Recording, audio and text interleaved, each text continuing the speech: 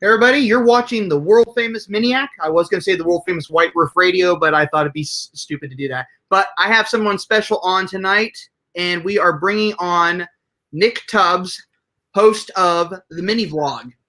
Hello. So we have the two most famous Mini Cooper YouTubers in the state or in the United States. Yep.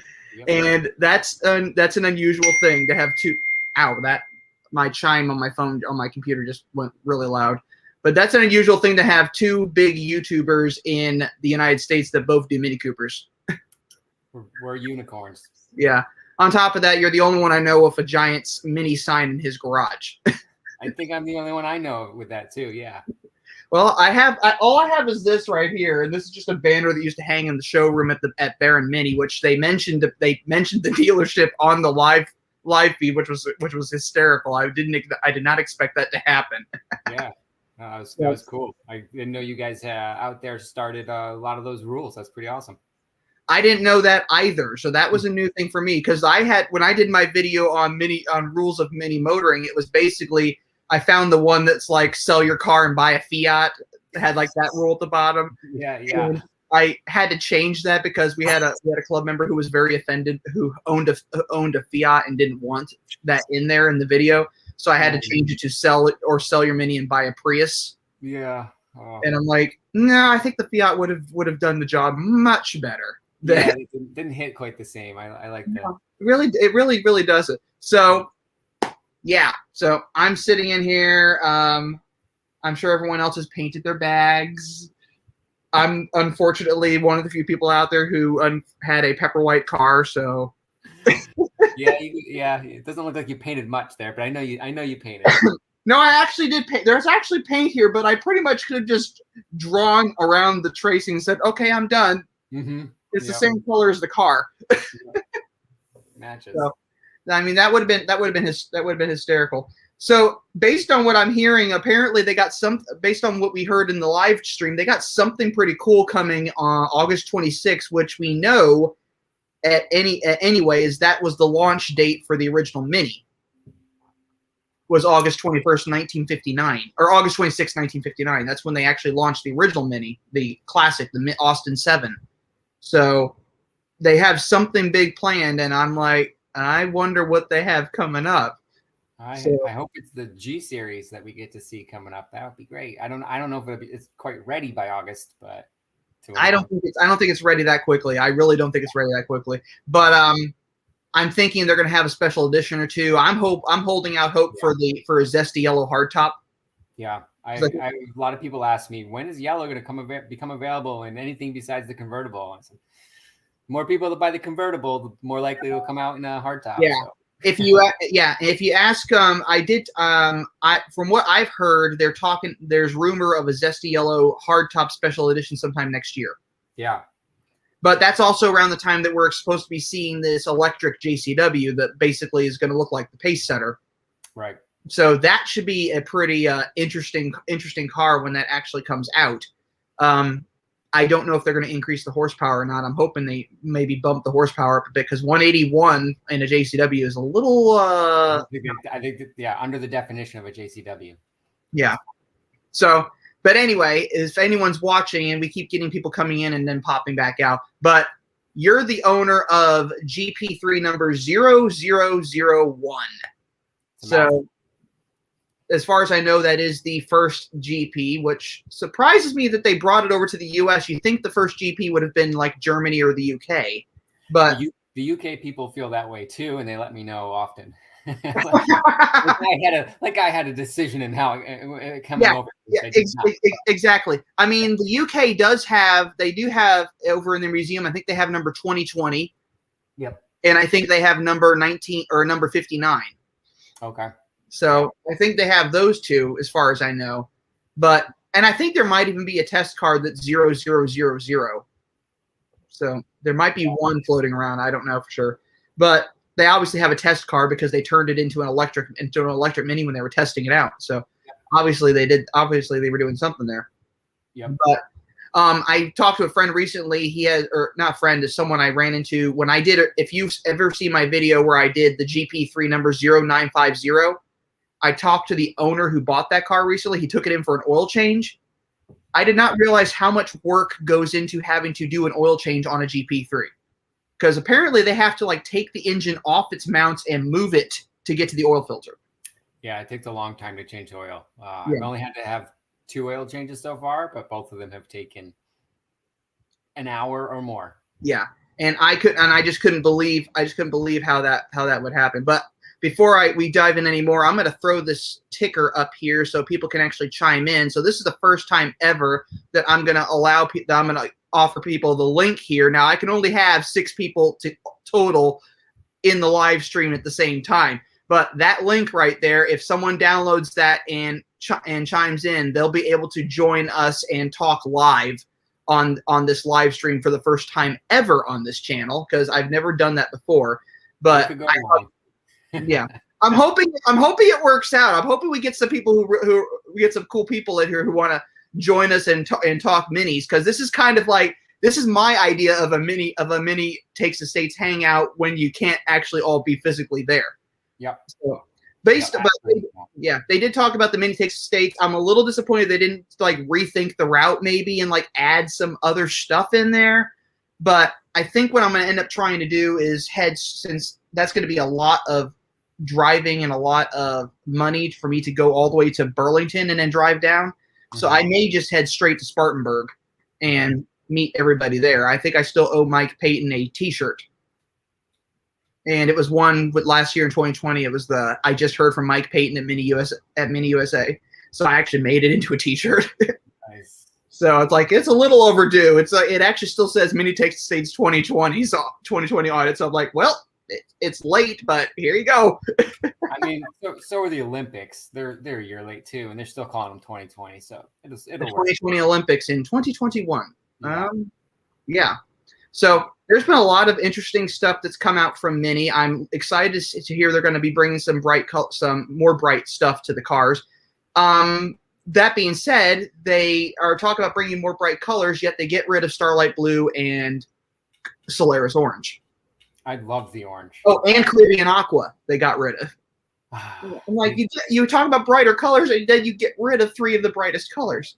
Man, the orange was my absolute favorite.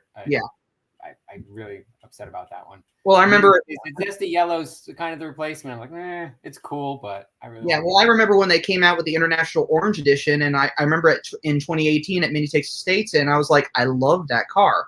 Then when I actually got to review, that was one of my first cars that I reviewed on one of my earlier ones that I reviewed on the channel was an International Orange Edition, and that was a pretty impressive car for the first time around. I think that one though that I reviewed, when it came to the dealership, the sales manager actually lowered it on the Pro suspension and put the Pro exhaust in it too. So he already upgraded it before anyone ever bought it.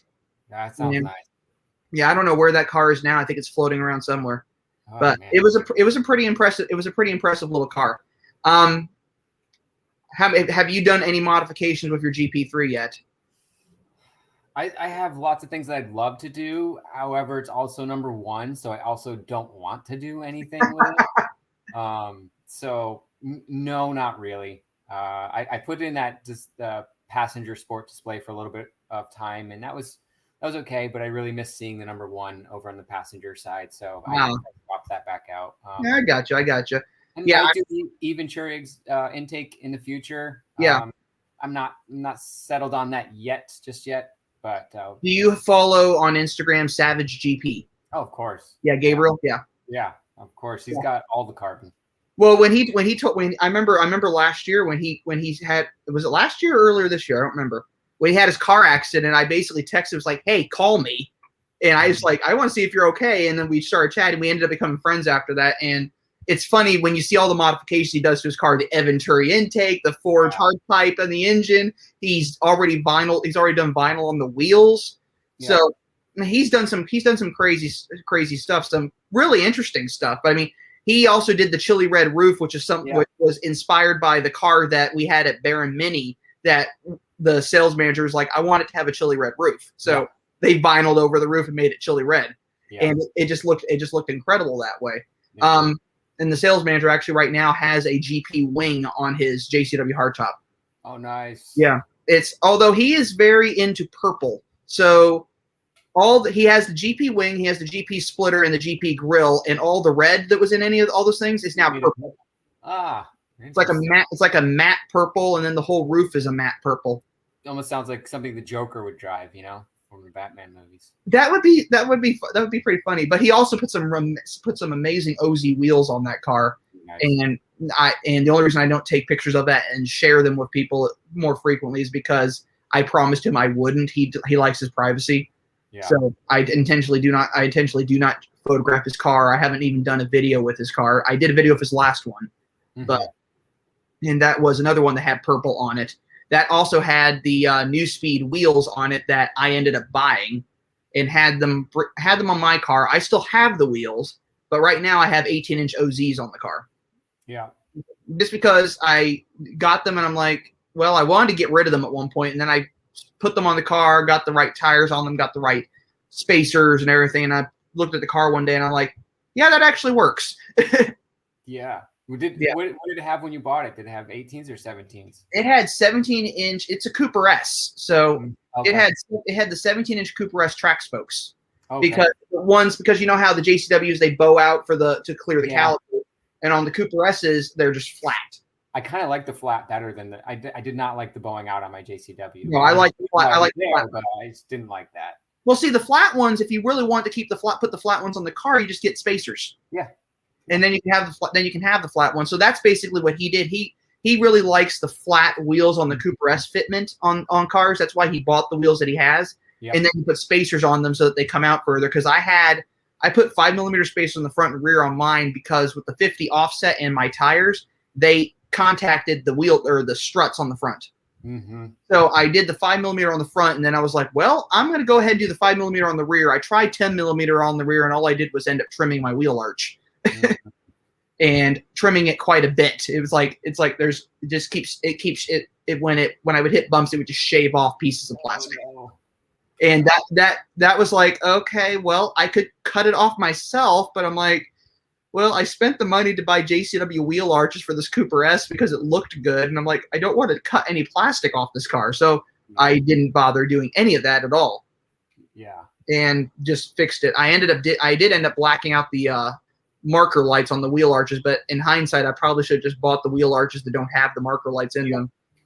But then I would love to have wheel arches on the GP that don't have the reflectors and lights in them, but I don't want to give up my number one, so I'm not going to order any new ones at this point. Well, the good news is the unfortunate news is if you ever damage one of those spats on the front, you have to the replacements don't have the numbers on them. Right.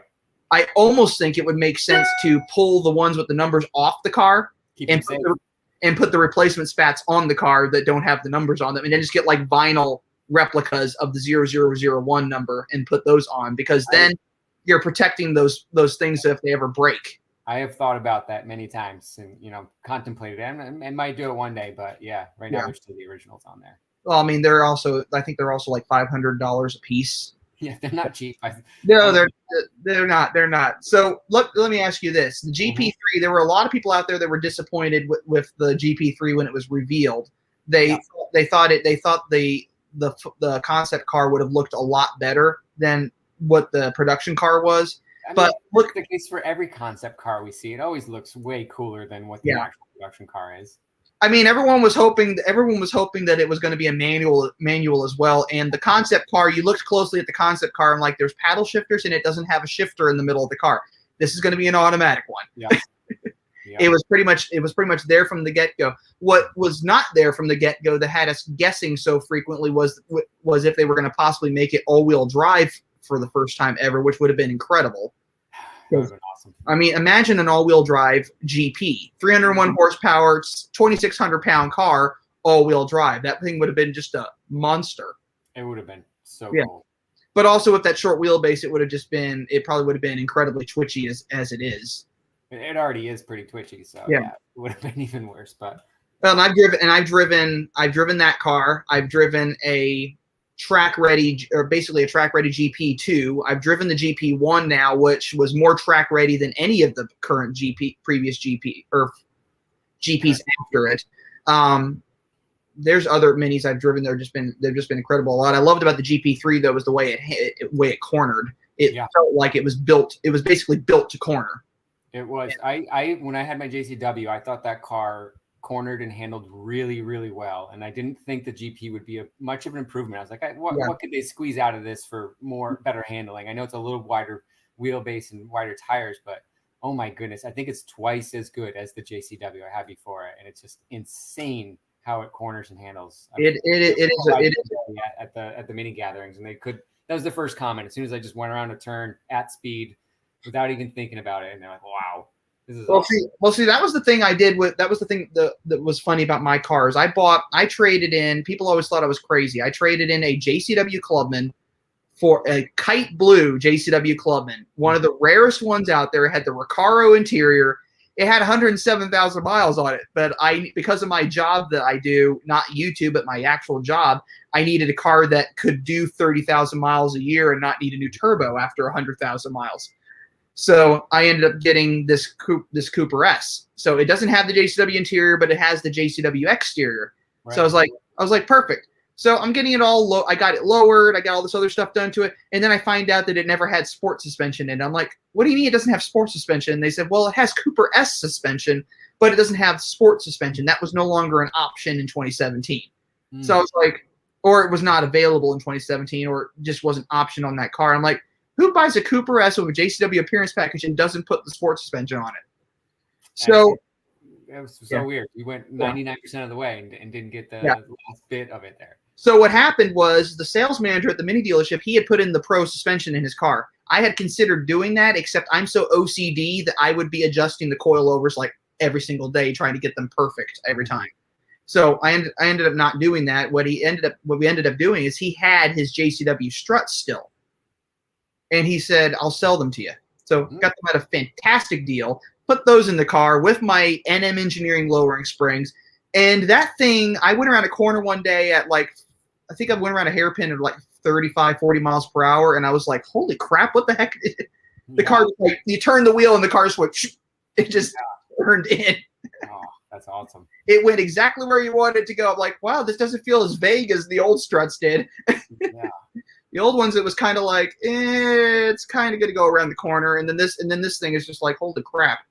Yeah, but suspension, you don't think it makes a big difference? Oh my gosh. Yeah, it really does. What's funny though is you also have to take into consideration wheels too. Those also affect the turn-in ability of the car, the cornering, all that stuff. And the new speed wheels I had on the car, those are like 16 pounds a piece. Mm-hmm. And the OZs that are on the car right now are 18 pounds a piece. So they're not as light as the other wheels, but compared to the stock wheels, which are like 26 pounds, those are 8 pounds lighter than stock. Yeah. So that makes a difference. Yeah. I don't know what. Oh, go ahead. No, I was just saying that was a big difference. Yeah. I mean, I don't know what the weight of the GP3 wheels are. Oh, I weighed them one time. I don't remember. I weighed them in one of the detailing videos I did. I put it on a scale. It's pretty light though. That's a good thing. You have to pay a lot of money to get lighter than these. So I'm not in any hurry to upgrade on those yet. Yeah, especially with those wheels being 18 by 8s, I think. They're weird size. No, those are just. I would love 18 by 8s on my car. I think that'd look amazing. There's very few tire options out there for it to actually buy. So it's like, yeah. And I imagine there's so few tire options that they actually created a snow tire package for it in some countries, which I've seen it and I'm like, oh, that's cool. They made a snow tire package. I'm looking at it. I'm like, that thing looks ugly. Yeah. I was surprised that they made a snow tire package for it. It's like, wow. I wonder how many of those they actually ended up selling. I mean, how many people did drive their GPs in the snow?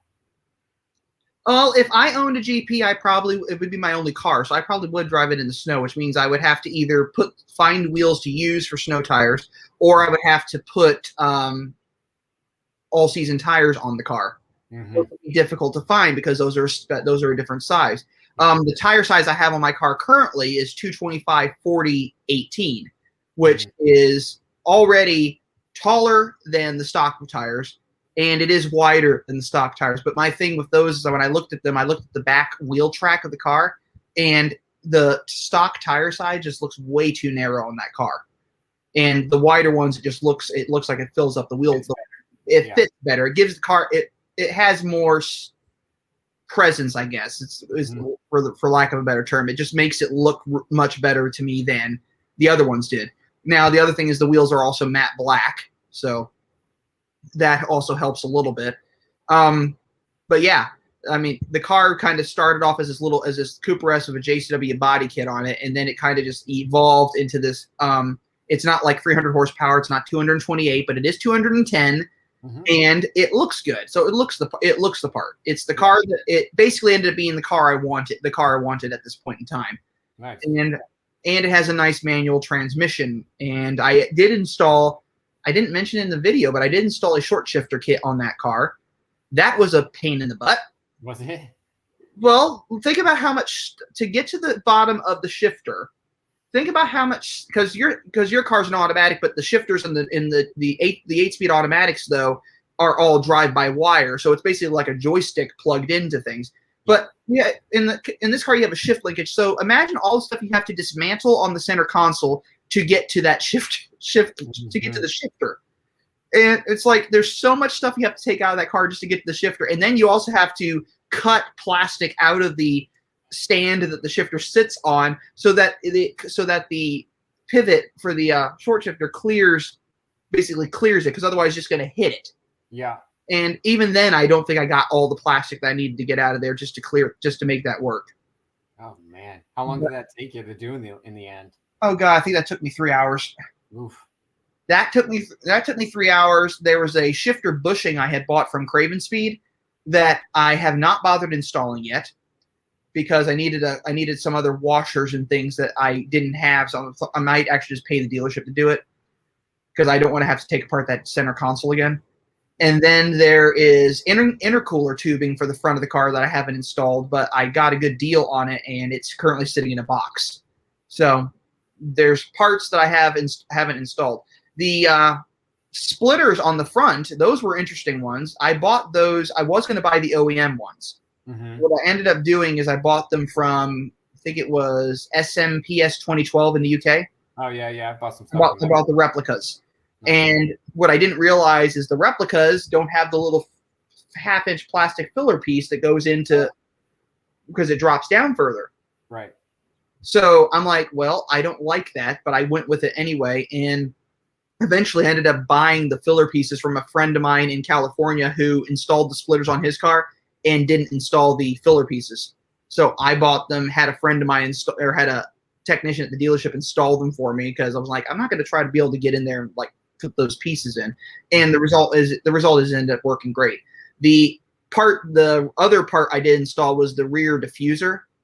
And if you've ever done that thing, that is another royal pain. It's like, they make it look so easy on the instruction videos and everything. I'm like, they didn't mention the fact that I'd have to I'd have to unscrew the tail lights and take the entire bumper off the car to actually get this to work. Yeah. And even then, I still didn't get like the thing to fit perfectly, like clip in the center. You never get it to clip in flush like it's supposed to. It's like, well, what I ended up doing is I ended up taking to the dealership and asked one of the technicians, "Can you like get this thing to lock in?" I watched him. He took a broom handle and stuck it up in there to give it a little bit of pressure, and then just just kept smacking it, and then it finally popped in. I'm like, know all the tricks. They've done it before. Well, if you ever watch a technician, if you ever have to get tie rod ends or loosened up that are seized on a car, watch the technician. They will take out a blowtorch and they will torch them to get them to loosen up. And that is something you kind of look at. You're like, you're setting my car on fire here to loosen something up. Yep. But they know exactly what they're doing, and they get it, and they fix it every time. They fix it right every time. Yeah, we use a lot of blow torches up here in the Northeast with the salts. It just ruins cars. So torches and big hammers. Yeah. Fun fact about if you have the Pro exhaust on your car. Fun fact about that: if you want to keep them from rust, from getting stuck on your car and getting dirty in the wintertime, The Allen screw on the bottom, you can just unscrew that and just take them off and just drive around with them off the car for a while, because those are chrome, but the exhaust pipes are stainless steel. Right. So the exhaust tips might corrode or rust or whatever in the winter, but the exhaust pipes themselves wouldn't. So now I learned that. I'm like, oh, good, I can actually pop these off. I drove around without them on the car for about a month, because they ordered them with the exhaust kit. When the exhaust kit came in, the tips were still on back order because they were the chrome ones. I didn't do the carbon fiber ones. So they were the chrome ones, and they were on back order from Germany. 1 month later, they still weren't here. They finally ended up changing the order to the Czech Republic, and then they arrived 3 days later. Oh. It's like, oh, good. You took this long, and if you just switched it to the Czech Republic, it would have been here. It would have been here faster. Well, now we know. Order all of our parts from Czech. Yeah. Well, I mean, our headlights and taillights, I think, come from Poland.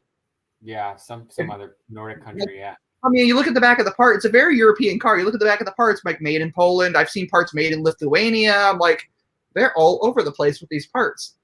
Yep. But, yeah, it's just interesting stuff. But the car is definitely a global kind of car. It's a very European kind of.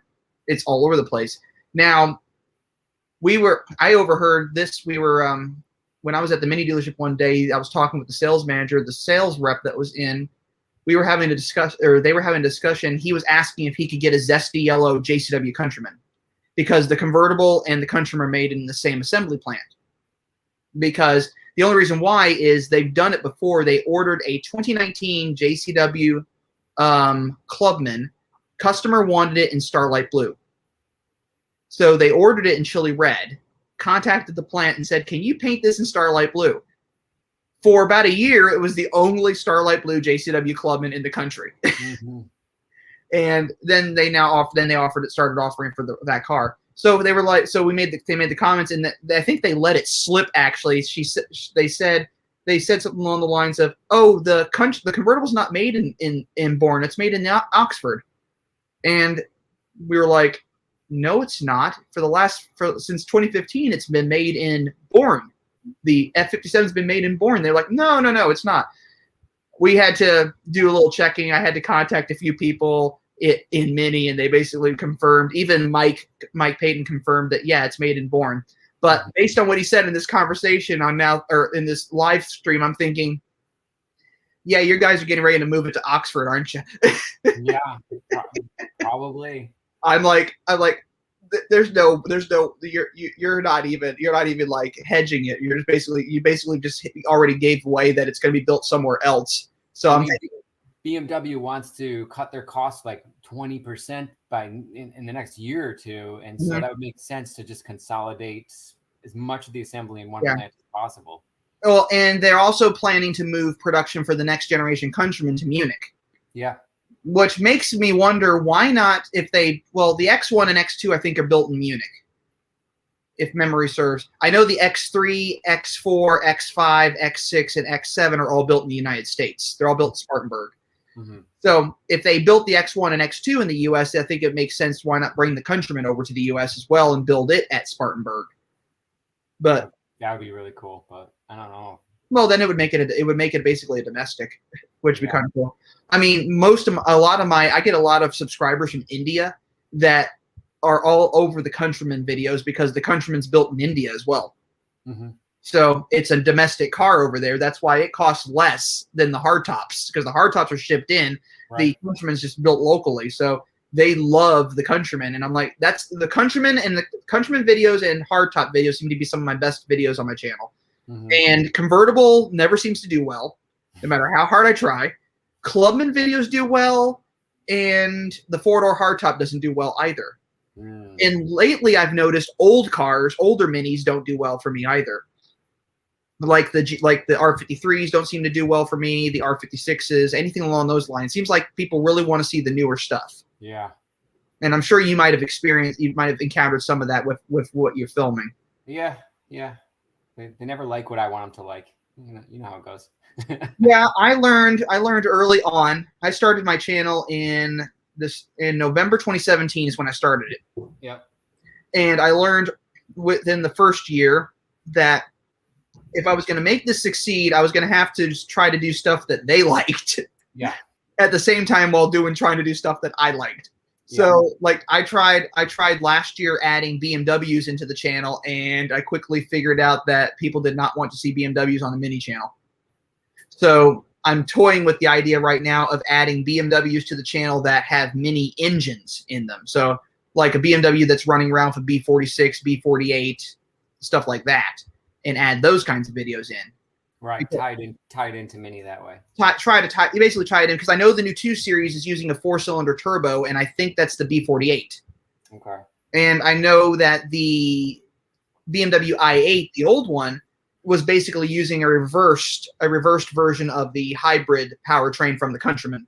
From the Countryman, yeah. Yeah, but with much more horsepower. I don't know why they can't just give us a lot more horsepower. It's like it has 280 horsepower or like 300 horsepower. Like you can't do that for us out of a 3-cylinder hybrid.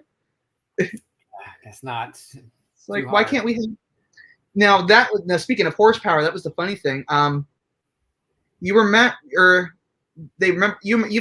the videos and everything when they were doing the testing for the GP3. Yep. They tested at the Nürburgring, and it did I think it did like a 7-minute 56-second run. Yeah, sub 8. Which is blistering for a small car like that. Front-wheel drive car, yeah. Yeah. The unfortunate thing was it went faster than the BMW M2 at the time. So what I found out was like right after they did that, and it did 756 because the M2 did like 758. The following year, while they're still testing the GP3, they come out with the M2 competition, which does it in 754. Of course, it's gotta be faster. It's like, oh, a Mini can't beat a BMW. So no, never. It's like never. BMW has to reign supreme every time. Yeah. BMW cannot. The BMW has to win every time. Yeah, just by a small margin too. It's never. Yeah. So yeah, it's only 0.02 seconds faster. Yeah. So if they make another Mini that goes faster than that, does that mean that they now have to make another BMW that goes faster than? Yeah. Absolutely. It's just really funny. And then you see the BMWs coming into the dealerships now that are riding around. Basically, they're using Mini architecture for their platforms. The 2 Series Grand Coupe, the X2, the X1, and there's others coming. But I'm looking at those cars. I'm like, I drove an X2 and I've driven an X1. I'm like, okay, you're using the same platform as the Mini Countryman, but you made the car boring, heavier. Boring and heavier. I drove a Mini Countryman around an area we have in KC called the Miriam Loop. It's near the dealership. It's a fun plan that's kind of like hairpin cornering. Really test out the stability control. I did that in a Mini Countryman, no problem. I did that in a BMW X2, and I was praying that the car wasn't going to drift off into the retaining wall. Yeah. Because it just felt so vague. I'm like, I know I'm turning. I know the car is turning, but how much is the car turning? Yeah. And those BMW drivers and owners think that their car is, really good and fast and handles well, but I guess they've never driven a Mini before. They don't know any better. No, I think they have, and they still think the BMW is superior. Now, I have a friend who's a service technician at Mini in KC, and he's owned a BMW M3 before. That's nice. And he loves that car. I think that car is amazing too. His two Minis right now that are his claim to fame are, if you've ever seen them online on Facebook, and they are the most hated Minis in the country. And that's one's a coupe, one's a roadster. They both have gigantic wings on them, gigantic blowers on them, wide flares on the back, and big rear tires on them. And nice. They're the most crazy looking cars. One of them the Roadster is sitting in the showroom at Barra Mini right now. Because we needed a convertible last year for the Toys for Tots drive. We didn't have a convertible at the time, so we put the Roadster in there, and that became the Toys for Tots car. Oh, nice. And it's still sitting there. It still has the Hot Wheels swoosh on the doors too, because we added that because it looked like a little Hot Wheels car basically. Right. And they're the most hated cars in the country. I've done videos with them just because I think they're insane. I've driven both. The Roadster I drove a little bit more extensive, and that thing was scary to drive because it's lifted up at the rear, it's slammed at the front, has these gigantic tires and wheels on the back, and you're like, am I going to go around this corner or not? Does it handle significantly worse? It must handle worse than. It does handle a little bit worse than a regular Mini, but it's obnoxious and it's incredibly fun to drive. But it is the most obnoxious Mini out there, and I've encountered obnoxious Minis before. This one has no catalytic converter on the downpipe. It has no mid pipe, or has no like resonator second cat. It has no muffler. It's just straight through. Wow. And it has a Miniac Stage 3 tune.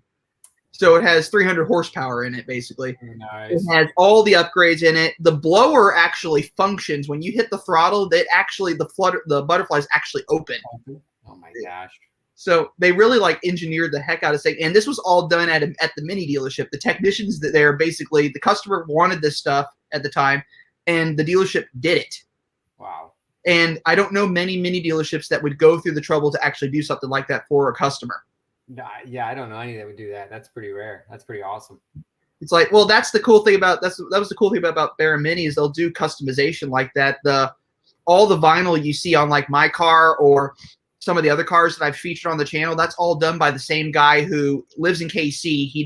He's done over 8,000 Minis all over the country, and he is one of the best vinyl installers out there when it comes to Mini Cooper stripes. I mean, it's one thing to have like pepper or like have like white stripes, black stripes, red stripes, or pinstriped and all that stuff.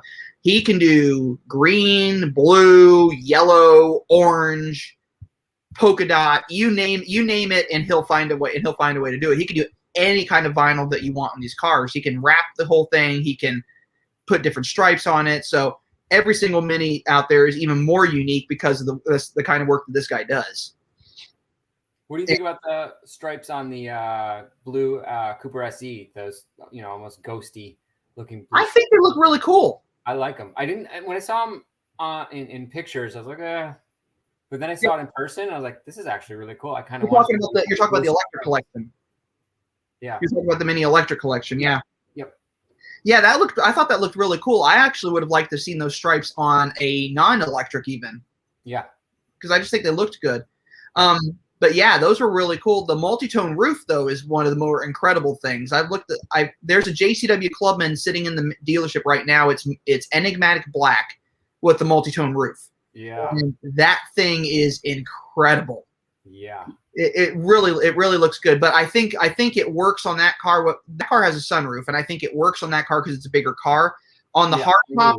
Yeah, on the hard tops, you got to take the sunroof. You got to delete the sunroof because that multi-tone needs to go all the way across the car. Yep. It just makes it look so much better when it goes all the way across. But I've heard they're going to be offering other variations on that at some point, and that will be pretty impressive to see that. That's something completely unusual that no other car company is doing. Yeah.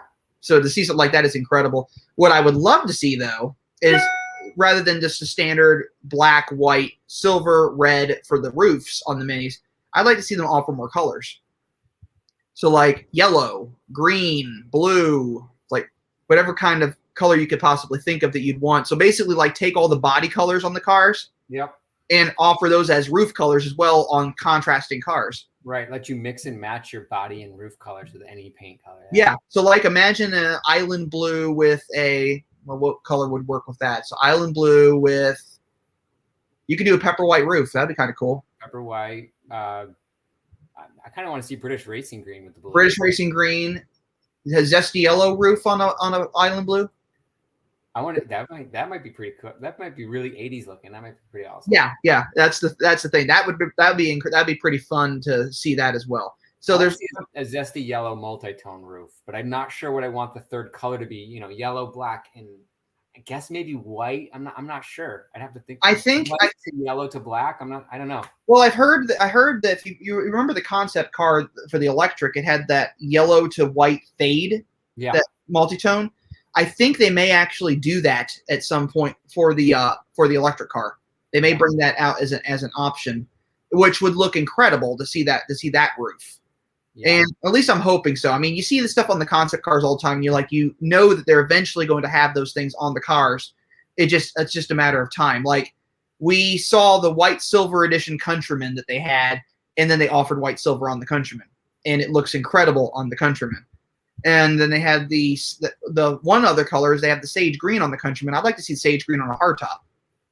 So even sage green with a white roof on a mini hardtop would look pretty good. That would look pretty cool. And it's and sage green on that would look like a very older, kind of an older classic green color, green tone that you saw in the classic minis back in the day. Yeah, it would totally look like a classic. Sure. Now, British Racing Green, on the other hand, Rebel Green is more close to the original British Racing Green than British Racing Green is. I would agree with that. I think the British Racing Green is a little, maybe too dark. No, it's a little bright now. Think it's bright? Yeah, I think it's brighter. It's definitely brighter than Rebel Green. Rebel Green's a lot darker. I'll have to look at them again in person. Because British Racing Green was so dark, it was almost a black green. It was it was a very deep color, and that's what Rebel Green is. It's basically a very dark green. Mm-hmm. But that's closer to original classic British Racing Green. But the current British Racing Green is it's a bright color. I really like it. What's funny is they can get that color on a JCW over in the UK. And we can't get that here. That does not make any sense to me. Like, what is? Yeah, why? Well, we have our signature trim over here that we have for our cars. Over in the UK, it's called Sport Trim. Right. And under Sport Trim, you get JCW appearance package, and you get the full actual JCW interior, not the simulated one that they tried to do way back when with the sport seats with the double stripe cloth. This is the real fixed headrest, or lifted up side bolsters. Yeah, the genuine article. They actually give you the genuine article over there, and you can still get a Cooper over there with driving modes. Because I think the Cooper would be a fun car with a JCW appearance package, JCW interior, and driving modes. Because that was the 1499 GT when that came out. Mm-hmm. That was an incredible car. I really think it needed the driving modes put back in for that. It would just added something to it. So that was a funny one when it came to the mini dealership. It had the JCW Aero kit on it and everything, and the sales manager was like, "I wonder if we could put a Pro exhaust or a JCW exhaust on this car." So they managed to make it work, and then they had to put a Pro diffuser on the back and everything because they did that. So I think it is the only 1499 GT in the US with a JCW exhaust on it. Oh, nice. Did you guys have the manual or automatic? That one was the manual. Nice. The only ones that came in that were automatics, unfortunately, were the Paddy Hopkirk editions. I would have preferred manual transmission versions of those. I did get to see one of those. That was cool to see. I didn't drive it, but I did see one in person. What was really funny is the Paddy Hopkirk editions that they had up in Canada came with JCW wheel arches. Whereas we had just regular Cooper S wheel arches on those cars. I wonder why that would be. It was just something different. I mean, the Ice Blue edition that they had in 2019 up in Canada was a 2-door hardtop with a JCW appearance package. Yeah. And we had a 4-door hardtop with a JCW appearance package for the Ice Blue edition, which that was an interesting car. I mean, they've had some interesting stuff come out periodically. They get some random special edition that comes through. They had a Rebel Green edition Countryman that no one ever remembers anymore. Because there was a Cooper S Countryman in Rebel Green. They had the yin. No one talks about the Yin and Yang edition Countrymans anymore. Oh wow, I forgot about those. Yeah, those were the ones I remember. This was after I saw the Starlight Blue edition, and I got a lot of flack from the brand educator at Mini USA because I brought up the fact that was going to bring up the fact in the video that the car didn't have the driving modes. Yeah. And the thing about when you're doing videos where you're reviewing cars, you don't want to make the car sound bad. I mean, let other YouTubers that don't do just Mini Coopers talk bad about a car. We're here to talk about what's great about this car. We can say I kind of would like to have this color maybe if it were different, but never talk badly about the car. So what I ended up doing with that one is I think I went back in and re-edited it, or I went back in and I just glossed over the fact that it wasn't there and just kind of focused on all the other stuff. But I had that car once as a service loaner, and that thing irked me, the fact that there was no sport button right there, a sport switch right there. Yeah. And then the Yin and Yang Countryman's come in, and I'm like, oh, these are really cool. And I get in one of them, like, I'm going to get ready to do one of those for a video. And I'm like, oh, crap, it doesn't have the driving modes either. I did like the single stripe that they had on Yeah. either side. That Yeah, was the pretty single cool. stripe. Very on the Hopkirk as well. One stripe, which is neat. Although the funny thing about the Patty Hopkirk that surprised me, the racing or the license plate number that's on the stripe, that kind of embossed thing, that's hard to see. It's very hard to see. And on the photos that we saw, the press photos for the car, it was very visible. Yeah. And I'm looking at it's like, oh, this looks great. And I'm looking at the car, I'm like, kind of like looking down, trying to like see where it is. You kind of just like, where is this? Oh, there it is, 33 EJB. Why can't I see it more clearly? Yeah, I agree. The photo, I tried to replicate the photo that was in the press release, and they must have done a little bit of doctoring on that photo to make it stand out. What I found out about when they do the photo, when they do like the photo booth stuff, like when they did all the press release photos for the 2022 model year facelift, I found out that because glossy paint reflects whatever is above it, like the light and everything, they apparently paint all those cars in a matte finish. I believe it. So all the cars apparently they're using are like in a matte finish or something, so that it doesn't reflect as much. Yeah. Yeah. So it looks because the cars look different in the pictures than they do when you see them in person. Oh, absolutely. Like the Island Blue looks really kind of matte finished in the pictures, and then when you see it in person, it's like, oh, it's really glossy. It is glossy in person. Yeah. Sure. But it's like, well, that's how they have to do. That's a good way of photo editing. You got to make it work for you, so you can actually have the car have it the way you have it look good in the pictures, and not have everything visible overhead. Not to have that rig overhead that's completely visible in the car. Right. They have to do that. They have to do that stuff all the time.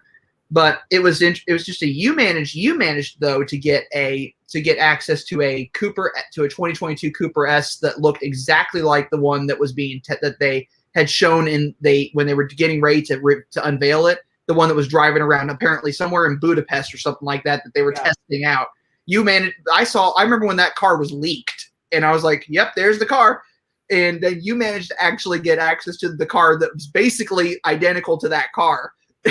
It might have even been that car. I don't know. It's quite possible. If it had any Euro spec on it. It was not. It was a pre-production model. It was not a US-based model. It was going back to be crushed. So yeah, it probably was the exact same car. It probably was that car then. So that was hysterical. Like, you managed to get that car, and then my first 2022 Cooper S that I reviewed was a Moonwalk Gray with 16-inch wheels. And then I finally got a enigmatic black one later with multi-tone roof and the pulse spoke wheels, which I wasn't sure I was going to like the pulse spoke wheels. Yeah. And I saw them, and I'm like, those actually look really cool.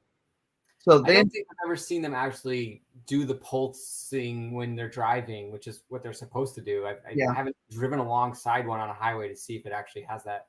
Well, like most Mini owners, you'd have to keep up with it. It's like you'd have to chase it down and then watch the wheel drive by, when you actually should probably be watching the road. Yeah, right, exactly. Like, oh, look at those wheels. Oh, wait, there's a truck stopped in front of me. Good thing I have good brakes. Yeah. Yeah, they have great brakes. Now, this was a cool thing. I did a video recently on the only club. Basically, you can still get a manual Clubman if you get front wheel drive. And I did a review on one, drove one. I didn't do as much of a review as I had planned. I kind of just glossed over the exterior, and then I drove the car. Mm-hmm. But I think they're supposed to be getting another one that I might actually try to do a full review on that car, like full walk around and actually go through details on it. The problem is when there's no mechanical changes to the cars, trying to do a driving video. Like, a lot of people ask me, why don't you do a driving video of this car? I'm like, because the engine is the same as the last one. You want to know? Yeah. You want to know how the car drives? Go watch that video. Yeah. Go watch the video where I drove the other car. The 2019, the 2020, the 2021, they all drive the same. The only difference is I think they changed engines on the JCWs. 2019 had a B48, 2020 had a B46. Yeah. Which was kind of surprising. I did not know that until I pulled the engine shroud off the car and was looking. I'm like, that's a B46. Yeah. Surprise, surprise. So, but it's stuff like that happens all the time. It's just funny stuff. Well, I was actually surprised about this. I filmed it. I haven't edited it yet, but I had a chance to get my hands on a classic trim, black with silver stripes, Clubman SL4.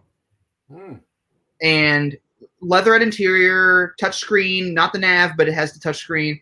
And now classic trim on all the cars because they don't have halogens anymore. It's all LED, digital dash, heated. This one had optioned heated seats.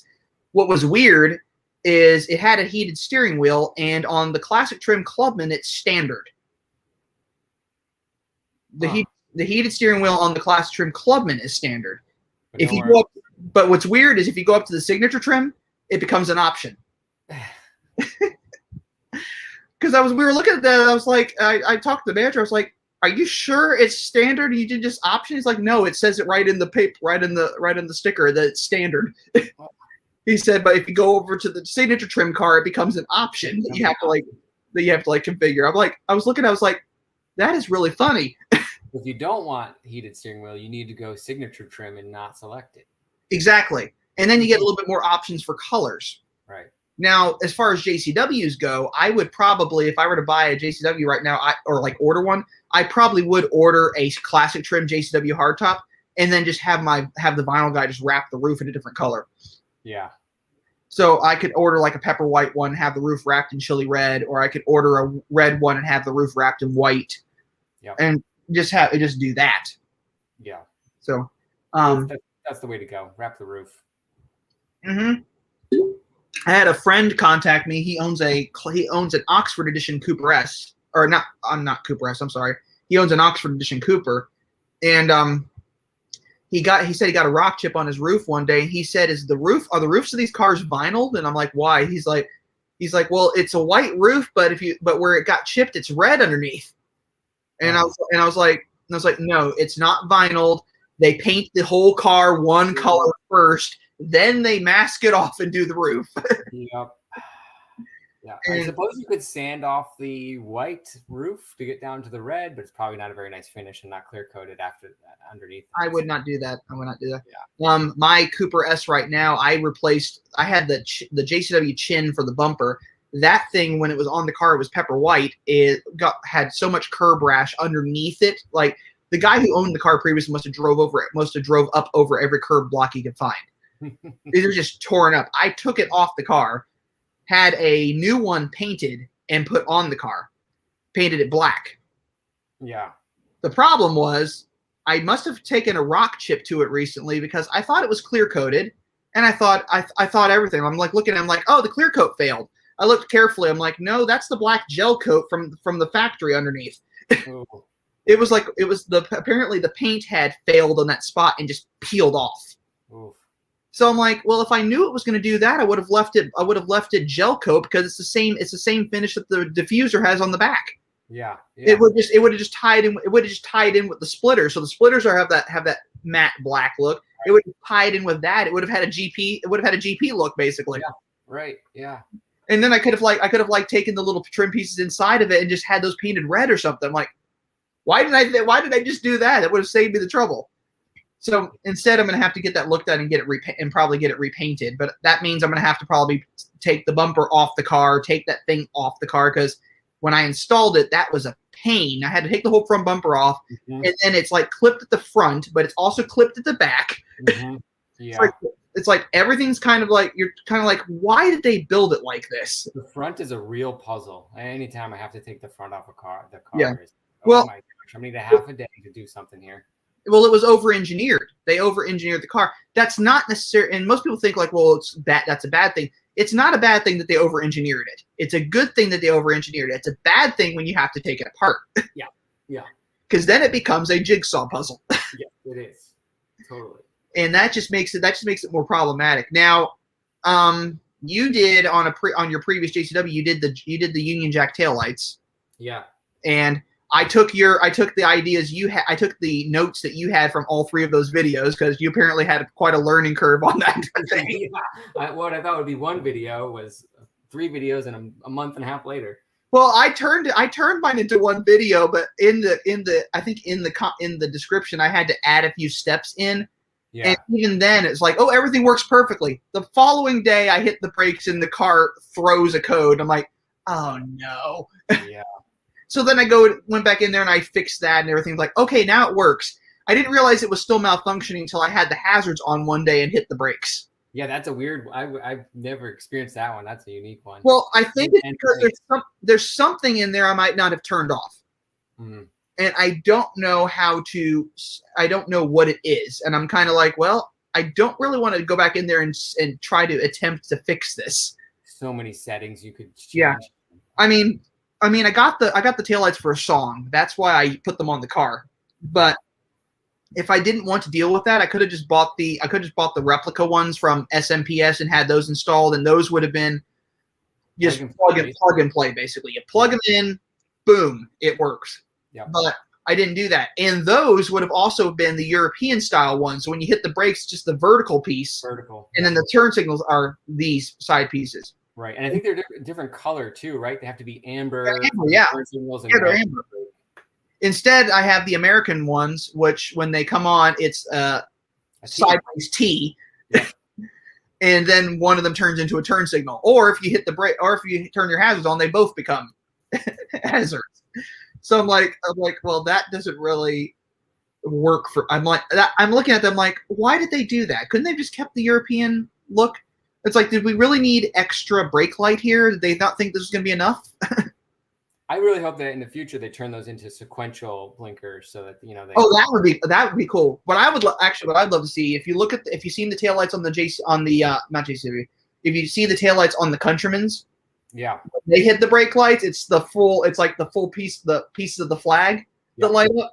I would love to see them do that, and it sequentials the whole thing, so like it just fades up into those pieces. That would be awesome. But I saw when the brake lights on the Countryman popped up one day, I was like, oh, those are pretty cool. And then a friend of mine said, you know what would have been funnier? And I'm like, what? And he's like, if they had reversed the pattern, then it would have been like an arrow pointing at this. Yeah. That might upset some British people. Yeah, like that. I'm like, well, yeah, that would have upset some British people. What's interesting though, I was looking at the taillights on that car, and I was looking at the taillights on the hardtops. The hardtop taillight pattern that for the Union Jack is asymmetrical. The taillight pattern, the Union Jack taillight pattern on the Clubman and on the Countryman is symmetrical. Mm-hmm. And I heard the reason why is they had to get special permission for the hardtops to make that taillight, because taillights cannot be asymmetrical. But the actual British flag is asymmetrical. Yeah. Well, it's for asymmetrical, but if you flip it around, it's the same. It's the same if you rotate it. Right. Or as Jeremy Clarkson would say, well, that flag's upside down. But it was basically you could rotate it and it would be the same. But the way they did it on the Clubman and Countryman, it's completely symmetrical. Right. And I'm like, well, I guess they just didn't want to try to get permission to make it asymmetrical again. Probably quite a process for the first time. Yeah. It probably was. Now, what I'm curious about is how they're going to transfer that pattern over to the next 4th gen Mini. Yeah. Because we know they're going to have a Union Jack taillight on that car still. Yeah. What we don't know is what the interior is going to look like. We heard they're going to really kind of simplify the car. And that's what before even Mike was talking about that, that's what I was hearing is they're going to simplify the car. They're going to really like slim it or streamline it down and bare essentials. I mean, I've looked at the test cars that they're driving around and they don't even have a belt line on them. Yeah. Like I was looking really close. I'm like, well, you can see what looks like a belt line on the door. You don't see anything after the door. And you look at the bonnet and there's no belt line on the bonnet. It's just metal. So that indicates to me that they might be going to something like they might be doing away with the belt line on the car. Which is one less piece of chrome you got to get rid of. So that's exactly. Now speaking of the chrome, you did the piano black belt line delete. I did. Piano black belt line, yeah. Yep. I would have done that. It's pricey. It's pricey. Yeah. 2, for like $20, I can get the tape and have that put on, and then if I need to replace it later, I can. But I can also get it in different colors, or I can get it in matte black. Matte black, carbon black, red. Yeah, you can get it. And I did the tape on the JCW a couple of times, and I started with the tape on this one because the part wasn't available when I first got this. So the tape is totally feasible and doable. I'm just not the best vinyl applicator. And there's always this one little piece of dust somewhere, and I know where it is because I installed it, so I can never not see that one flaw. So, you know, in my case, there's like a little bit of a chrome burr on one of the belt line, and the guy who did my vinyl, when he did it, he said he showed me where it was, and he said that's gonna poke through, but you're not gonna notice it if you're not really looking for it. And I was looking at it, I'm like, well, I have OCD, I see everything, so I'm looking at the car, never not see it, yeah, and I usually don't see it, but what's funny is I was looking at the chrome trim on my car, and that I used to have on the car, and I'm like, the only thing on the car that's actually piano black trim is the headlight rings on the front and the front grille trim that's on my car. Those are all actually piano black pieces. The door handles, the belt line, and the taillight rings are all wrapped. They're all You got the door handles wrapped? What happened is he had a set of brand new chrome door handles sitting around. He wrapped them for me, and then he swapped out my old door handles for these. So I have brand new 2021 door handles on a 2017 Mini Cooper, and he has an old set of 2017 chrome door handles. But I figured that would probably save me a lot more money than buying the actual black door handles. Door handles were surprisingly inexpensive compared to the rest of the parts that you could buy. I mean, in this case, it was to have them wrapped and swapped out was a total of $75. Yeah, nothing. Yeah. And I watched him do it, and he had a whole process with a little hook and everything to kind of like put the door handle in and kind of fish the hook in there to kind of get to lock in place. And I'm like, wow, that is really tedious. It would have driven me insane to do that. Do you have the Comfort Access doors? Yeah, the little button. Yeah, I did not on the JCW, and you can only buy the piano black doors with the Comfort Access button. So they had a dummy Comfort Access button on there, and so whoever got the car after I traded it in, hopefully isn't trying to figure out why their Comfort Access button doesn't work. Now, what's funny about this? They said that they made a comment that the JCW, or like they said the what was it? Oh, the 1499 GT was supposed to have piano black door handles. And it showed up with chrome door handles because they said they couldn't do that because all the piano black door handles were Comfort Access. And I said, that's interesting. I think the GP3 had regular door handles. I don't think it has Comfort Access. It does not. And it has piano black door handles. It does. So they said that all the piano black door handles are Comfort Access. But yet you make them without it.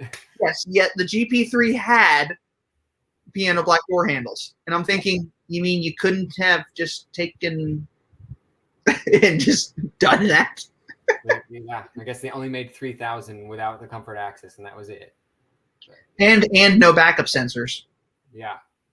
I mean, backup camera, but no backup sensors. I have backup sensors in my car, but no backup camera because my car was built end of 2016. It's a 2017 model, but it's end of 2016. Before they officially made it required. So I think it only showed up in like 2018 models at that point. So I think most 2017s don't have reverse camera unless it was an option. Yeah, it was an option because I got it in my 2016 when I configured that JC. Oh, I know it was an option, but I guess in my car on my car it didn't have that. Yeah. It did have, which is unusual. It had the leather and I call it tartan fabric interior, so it has like that plaid, almost like Scottish plaid on the seats, which is really unusual to me because I don't see that very often. That's kind of a rare interior to see on a car, in the Minis at least. I looked at it and I'm like, this interior seems to have more in common with a Volkswagen. Yeah, it kind of does. It's like oh look, it's plaid. Yeah. But I only wish that it had the side bolsters were actually up higher like the JCWs. Yeah. Because that's unfortunate. They one of the things they did not do with the car, but they should have done it. But we'll see. We'll see what happens. If I had the money, I would probably swap out the interior. I don't have the money. That'd be a pricey swap too. The interiors are not cheap. Incredibly expensive. At that point, it might be cheaper to trade it in. Yeah, right. I was looking at that. They traded it. Someone traded in a 2016 JCW at Barron. It's chili red. has the JCW full JCW interior, all that good stuff. Has 24,000 miles on it. Has a Union Jack roof, like the entire roof is wrapped in a Union Jack. I'm like, that's a pretty cool car. The only thing that would prevent me from doing that, aside from the fact I don't have the money to actually do it, is it has an automatic. Yeah. It's a 6-speed automatic, and I'm like, yeah, not worth it. No. Not worth it. Now the funny thing with the 8-speed automatics is I tried driving it in sport automatic. I tried driving JCW once in sport automatic on city streets. It's impossible to do that. It's like goes up to second gear, kind of just revs there for a little bit, and then it finally shifts because it's like it wants to go faster. Yeah, it's not built for that. Yeah. It doesn't shift when you want it to, when it should. Yeah, so I basically, when I was doing a video about driving the 8-speed automatic in the JCW, I was like, yeah, if you're going to drive on the streets, do not put it in sport automatic. Leave it in regular automatic. When you get on the highway, then put it into sport automatic. Yeah. And the funny thing is, actually, when you put the 8-speed automatics into sport automatic on the highway, it's only apparently using 7 gears. Yeah, it doesn't go up to the 8. Yeah, it doesn't go up to the 8th gear. Yep. And as far as so you only use 7 gears, so you're not much different than the Cooper S with the 7-speed DCT. Yeah. Now that transmission is an interesting one. It's pretty good in the Cooper S. I've never been in one with the DCT. You haven't done the DCT on the Cooper S or on any of them? I haven't. I've never been in one. I have no idea what they're like.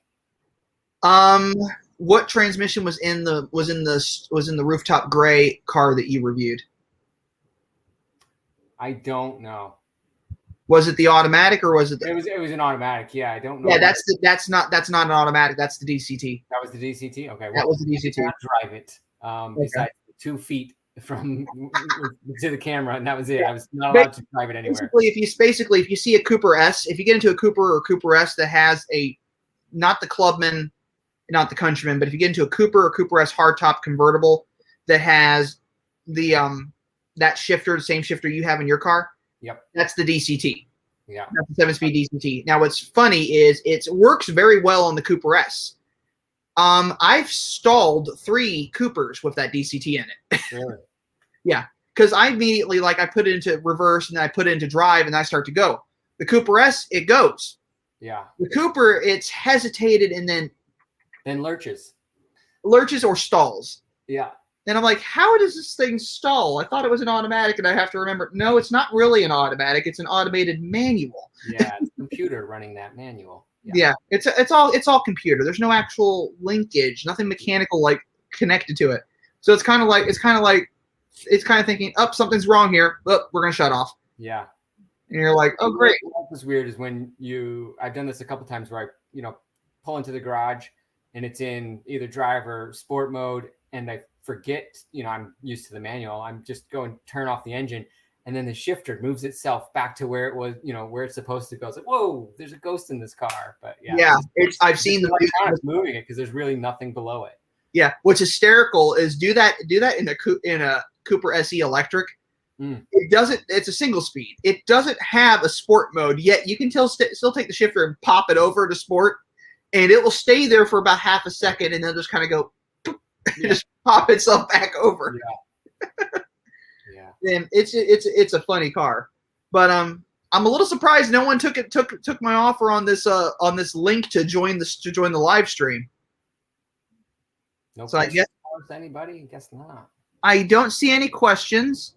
I'd like to see some questions. If anyone has any questions they want to chime in, there's 13 people watching this, so if you want to ask me a question, ask Nick a question. Between us, we probably have as much knowledge on minis as people who work for Mini. We should be working for Mini sometimes. I like to say I do because of the stuff I do with the YouTube channel.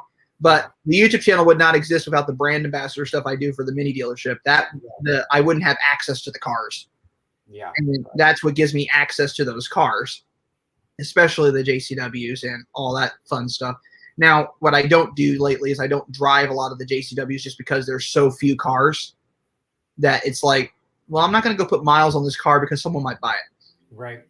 And usually 9 times out of 10, if they get a JCW and it's not a sold unit, the manager will get it detailed and put it in the showroom pretty quick. Mm-hmm. That's where the JCW Clubman is currently sitting. That's where that's where the Sidewalk Edition convertible is currently sitting in yellow. And that car is actually sold. It's heading to Ohio. Ohio? There was a chili red. I had the videos coming up Monday. It's a chili red. I did a chili red 2022 Cooper S hardtop with a manual. Really fun car. Did a great. That was a great video to do. That car actually headed to Texas. Ooh. And the guy in Texas bought it because he was looking around for a Cooper S in a specific color with a manual transmission, and he couldn't find one anywhere. And Barron had one, and he called up and basically bought it sight unseen. So it's being shipped down to him. It was already shipped down to him, I should say. So it's funny, you're seeing a lot of people out of state hunting down the minis they want on the lot and buying them. Yeah. And then just sending them, or then the dealership just sends them out to these customers. Somebody, yeah. Yeah. How far is the dealership from you? Barron Mini is about. I live in Lawrence, Kansas, so Barron Mini is about 35 to 37 minutes away. It's about a 35-minute drive. Nice. And that's also in the same town where I do most of my work stuff for my contracting job that I have. Mm-hmm. So you're already in town anyways. I'm pretty much always over there, like almost on a daily basis I'm over there. So it's kind of like I automatically know when I'm over there, it's automatic. It's an automatic. I'll go run by the mini dealership. Oftentimes, the sales manager up there will have me help him bring cars down that just got dropped off. Nice. It's like, hey, we got like 5 or 6 cars, and you want to help me bring them down? I'm like, sure. Sure. Yeah. Why not? Gives me an excuse to drive a brand new mini, and then I kind of like look at the car. I'm like, oh, this is nicely optioned, or I can either say, oh, this is nicely optioned, or I can go, what the heck was this customer thinking? I've encountered. Oh, what was the one that was the funniest? It wasn't funny as much as it was odd.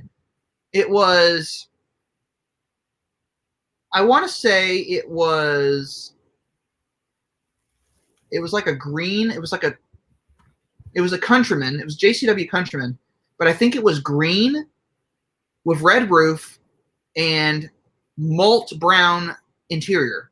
And I was like, interesting. Yeah. I mean, it didn't look bad. It just didn't look like anything I'd configure. I was kind of looking. I was like, it's an odd combination. Yeah, interesting. Yeah. Yeah, really. Well, there's some cars out there. You kind of look at them. You go like, that's an interesting combination. I don't know if I would do that, but why not? Look, yeah. I mean, if Mini went back to offering more of the a la carte configuration for the cars rather than packages, you'd see a lot more crazy optioned cars out there. Very unique cars. And I think that was the fun part about it, is you saw those cars that had either very few options or all of them. All of them, yeah. And I've owned cars that had either all the options, a handful of the options, some of the options. I had a Cooper S that I sold to a guy down in Arizona, and he's actually my little race car project. He's actually putting that car up for sale on carsandbids.com. Oh, no way. Yeah, so he apparently has some knee issues now, so he can't drive stick. Oh.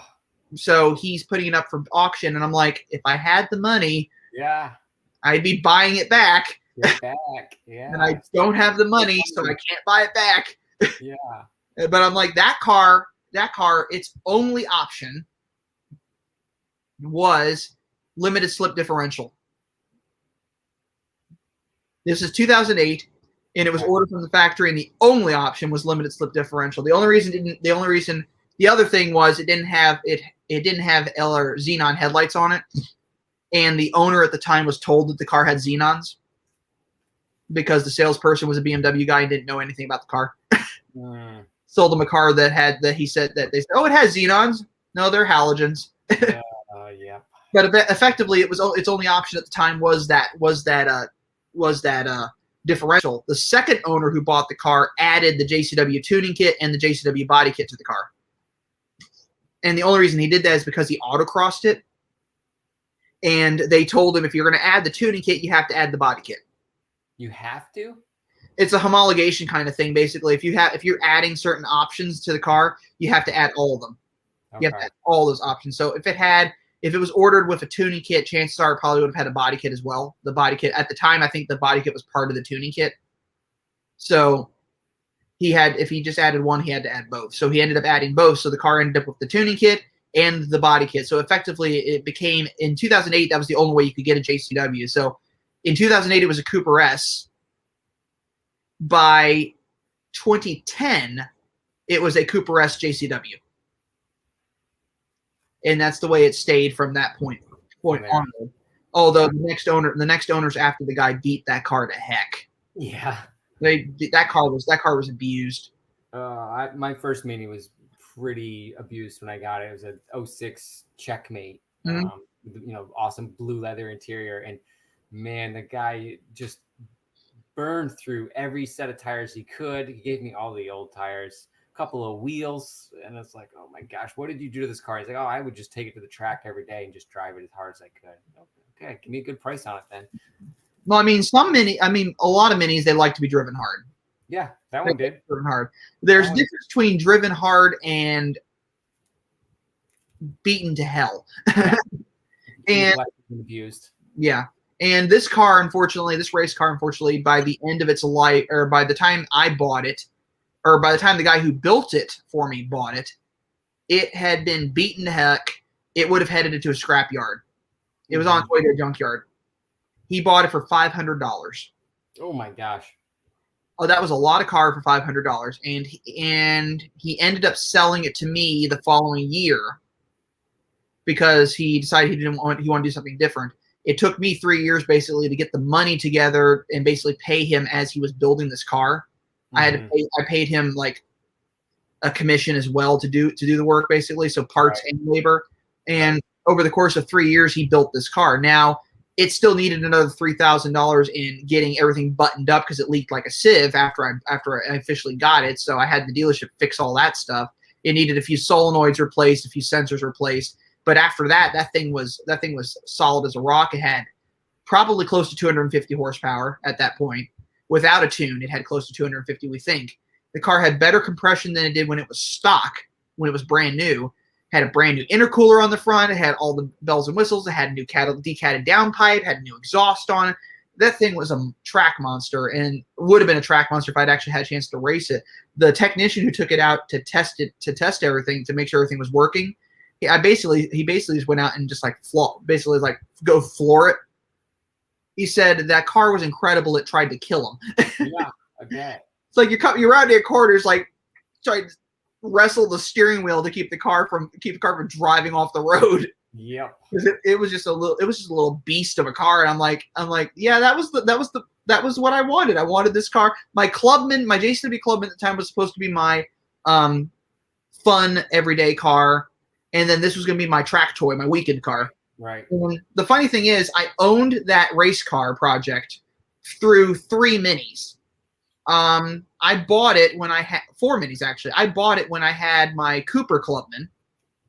I had it when I traded in my Cooper Clubman for my Cooper S JCW that I totaled 8 months later. Oof. I had it. No, it was 3. And then I had it and then I basically finally got it like the year before I traded in my JCW Clubman. So for about a good 6 months or so, I had both cars together. And then it outlasted 3 of your cars, basically. It basically outlasted 2 of my cars, and then it was along for the ride on the 3rd one. And then then I sold it, and then the JCW Clubman followed the following year. Mm-hmm. And that's when I switched over to the F cars. It was my first, the Cooper S I have now, which now has 83,000 miles on it, is my first F car. Yep. So it's because of the amount of driving I do, it's an incredible test to see how reliable the B series engines are. And so from my experience, so far they're incredible. Yeah. I mean, I've only had to do routine oil changes so far. I think I got told recently I'm going to need rear brake pads at some point. I got a caution. I got like the dealership gave me like a caution on them. They're like, you're going to need to replace them at some point. Yeah. But I talked to the service manager, and he's like, well, some point for you, because you drive on the highway a lot, could be anywhere between 2 months from now and a year. Yeah. because when you're on the highway, they're barely getting used. Right. All right. So what are you going to get for your first 4th gen G Series Mini? What model are you after? I mean, I know we don't know what any of them look like at this point. If I can get a JCW, I would. Yeah. I probably will. I've toyed with the idea if they have a high enough range on the electric, I might get an electric. I've also kind of curious to see what the next gen Clubman is going to look like. Because I heard that's going to be a pretty cool one. I'm hoping that, I mean, I don't know. BMW keeps teasing that they're on the cusp of solid state battery being ready, for a production car soon. I don't know if it'll be ready for these G Series. What would be the advantage of a solid state battery on an electric car? I mean, it's a much smaller battery, smaller, heavier, more energy lighter, more energy dense, and can charge faster. So you can cram more watt hours into the same space and get a lot more range out of it. And so if that is the actual case, I would really love to see an electric Countryman. And I think I'd sell my R60 for an electric Countryman. And I think I heard they're planning to do an electric Countryman. They've been talking up the Traveler concept as well, the electric Traveler, 3-row seating, size of an X3 kind of thing. Yeah. So they're talking about doing that. So if they're going to be doing that, I think they're going to be doing an all-electric Countryman. They'll probably do an all-electric Clubman as well. Yeah. And I'm kind of curious to see what they're going to come up with. If they're on the cusp of having having that battery you're talking about, that might explain the spy photos of the test car and the way that the floor pan looks, because the side skirts are not on the car right now. Right. So you can see that entire floor pan, and it's a pretty substantial floor pan. Yeah. And we already know that they're intentionally building this next gen Mini as a full electric. They're designing it as an electric car, and then they're going to offer internal combustion engines. Yeah. Versus what they were doing, which is what most companies do, is they take their internal combustion engine car and they try to make it electric. Yeah, retrofit it. Yeah. Yeah. But yeah. So right now it's basically the current car is a retrofit. Yeah. But the next one will actually be built as such. Considering it's a pretty good retrofit, like it yeah. keeps the performance and whatnot. But yeah, a little bit more range. And so a Countryman being larger could have a bit more battery, more range, and solid state would really push that really far. Well, if that's the case, we might be seeing ranges of maybe 300 to 400. Yeah. We could be seeing Tesla level or range. Absolutely. Yeah, 300. Now, if they can do if they come out with an electric car that gets in a range of 300, 300 and you can charge it fairly quick, I might actually consider getting one. Yeah, that'd be awesome. It'd be perfect. Yeah, I mean, I would miss the pops and burbles from the exhaust, but it would still be a fun car. It would be. It would still accelerate insanely. Yeah. So. I mean, even the slow acceleration of the Cooper SC right now, they say it's fairly slow acceleration, but at the same time, it's actually pretty quick. It is. I think it's great. I think it's it's equivalent to almost a Cooper S level, so I think it's good. Yeah, it feels fairly quick. I think it's only 0.6 seconds slower than a Cooper S. I think it's like 6.9 seconds. Yeah. Or is it like 7.3? It's barely noticeable. Yeah. I can't remember if it was like 6.9 seconds or 7.3 seconds. I want to say it was 7.3 seconds. Yeah. But I think that's a Cooper. So I think it is 6.9 seconds, and the Cooper S is 6.3. The JCW hardtop I think is 5.9. Yeah. And then the JCW Clubman is 4.6. JCW Countryman's 4.8 or 4.9, and then the GP is 4.7. I think, or something like that. I really don't know. Yeah.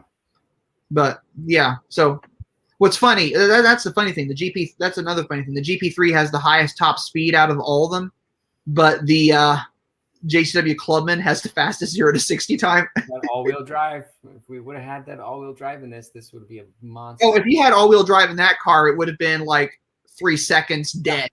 Yeah, it would have been so good. It would have been like Tesla level. Yeah. Well, I mean, this next generation with electric motors, there's no reason it can't be all-wheel drive. You can put an electric motor in the front and the back, and exactly, make them all-wheel drive. So the GP, let's call it E, which is really 4, GP Electric should be insane. Yeah, it really will be. It really will be. I'm pretty excited to see that car when it comes out. I don't know if the dealership's going to be getting one to review. So more than likely, my video on the GPE will be the press release. Yeah, right. Grabbing the press release and putting together a video. I imagine your dealership might possibly get one potentially. I don't know. We'll see. But we'll see. But yeah. So your mini club up there is called Rock City Mini. Well, I'm not. Yeah, that's Rochester's club, Rock City.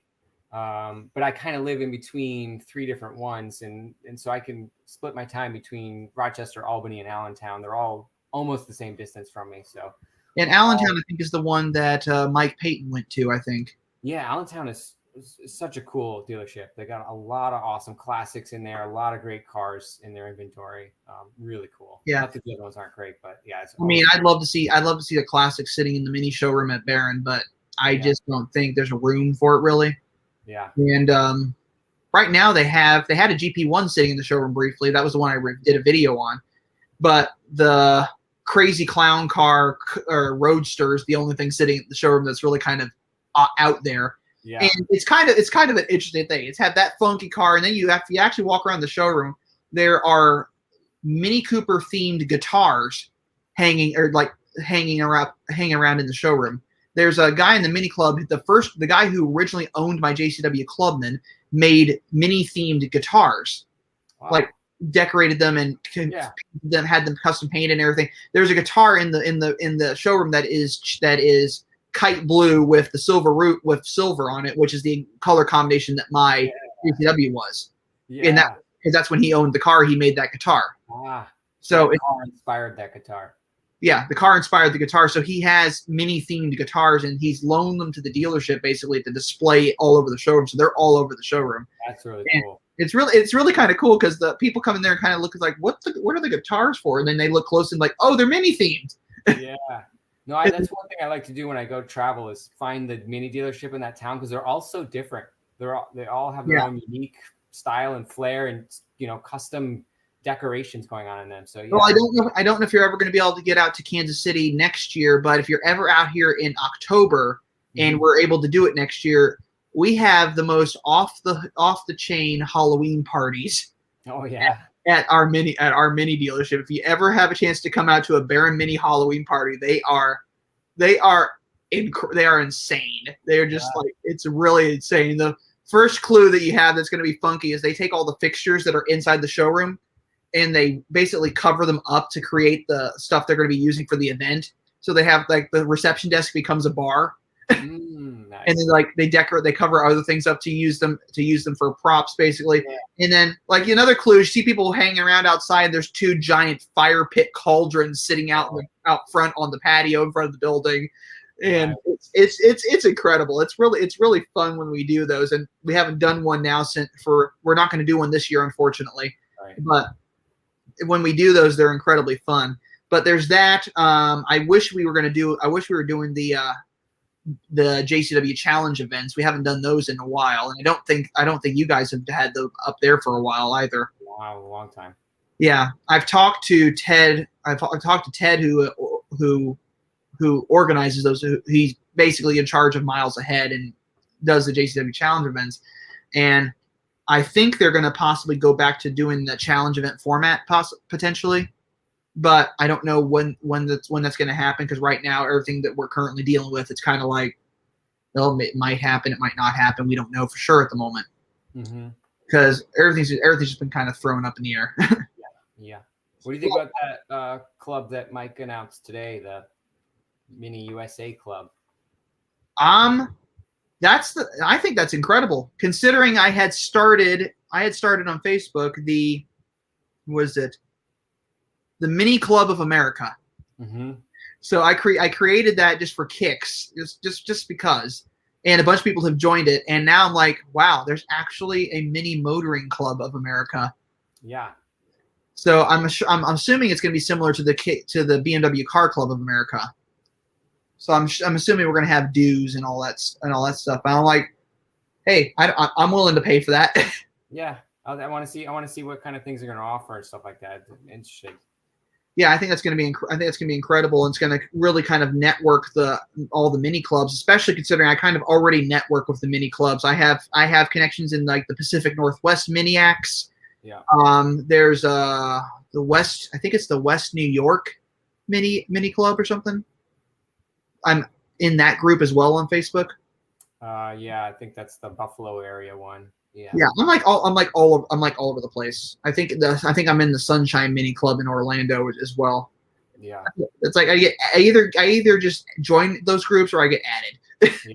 Right. One way or another, they see me and they see my videos and all that stuff. The one group that I'm an admin of is the Minis and Minis International on Facebook. That's a pretty big one. The one mini group that I'm banned from is the League of Extraordinary Miniacs. Uh-oh. What'd you do to get banned from there? Long story. Basically, I pissed off the owner of the group. Uh-oh. And it's larger than that. He was saying some very hurtful things about a friend of mine, and I basically said I thought that was horrible. He apparently saw what I had said and then gone. Oh, jeez. So now anyone that seems affiliated with anyone that's like affiliated with the admin for that group, it seems like they if there's another group that they start, they kind of go out of their way. If I join it, they kind of go out of their way to get rid of me. Oh, jeez. Like I'm apparently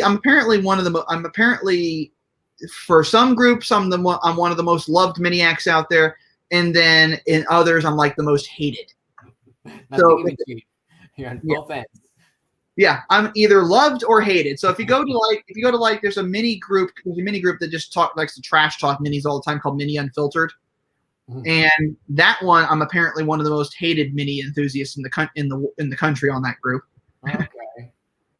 And I'm sure there's others. I'm like, wow, you guys are basically having hatred for me for rent, or I'm living in your heads rent free.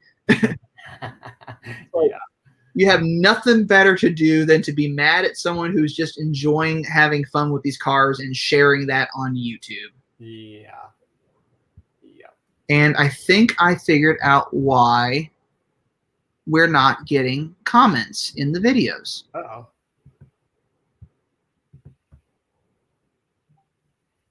It's public, but I'm not seeing any, and I think it's saying because the video's not live.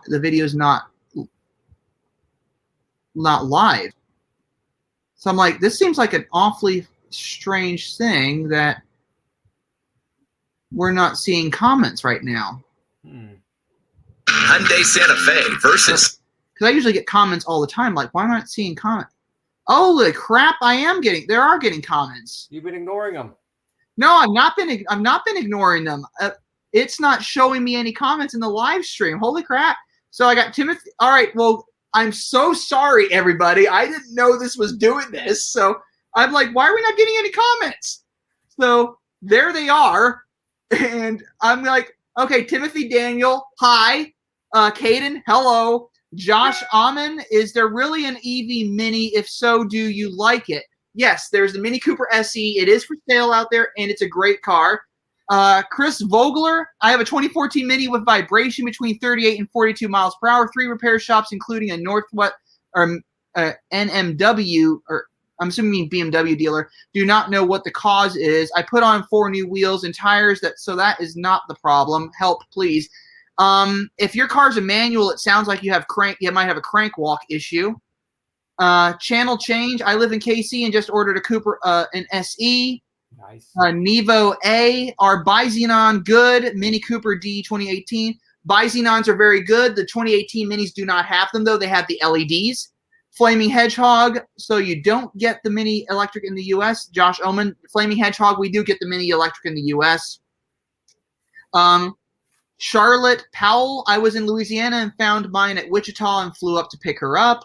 And then channel change. I ordered yesterday, and it will be 3.5 to 4 months for it to arrive. So their new car they're getting. But I am so sorry that I did not see your comments. I'm like, we're in the live stream, and I'm looking up here. I just noticed it says YouTube doesn't support comments on private videos. Create a public or unlisted broadcast to show comments from your viewers. I'm like, but I thought it was. Yeah, this is a public video.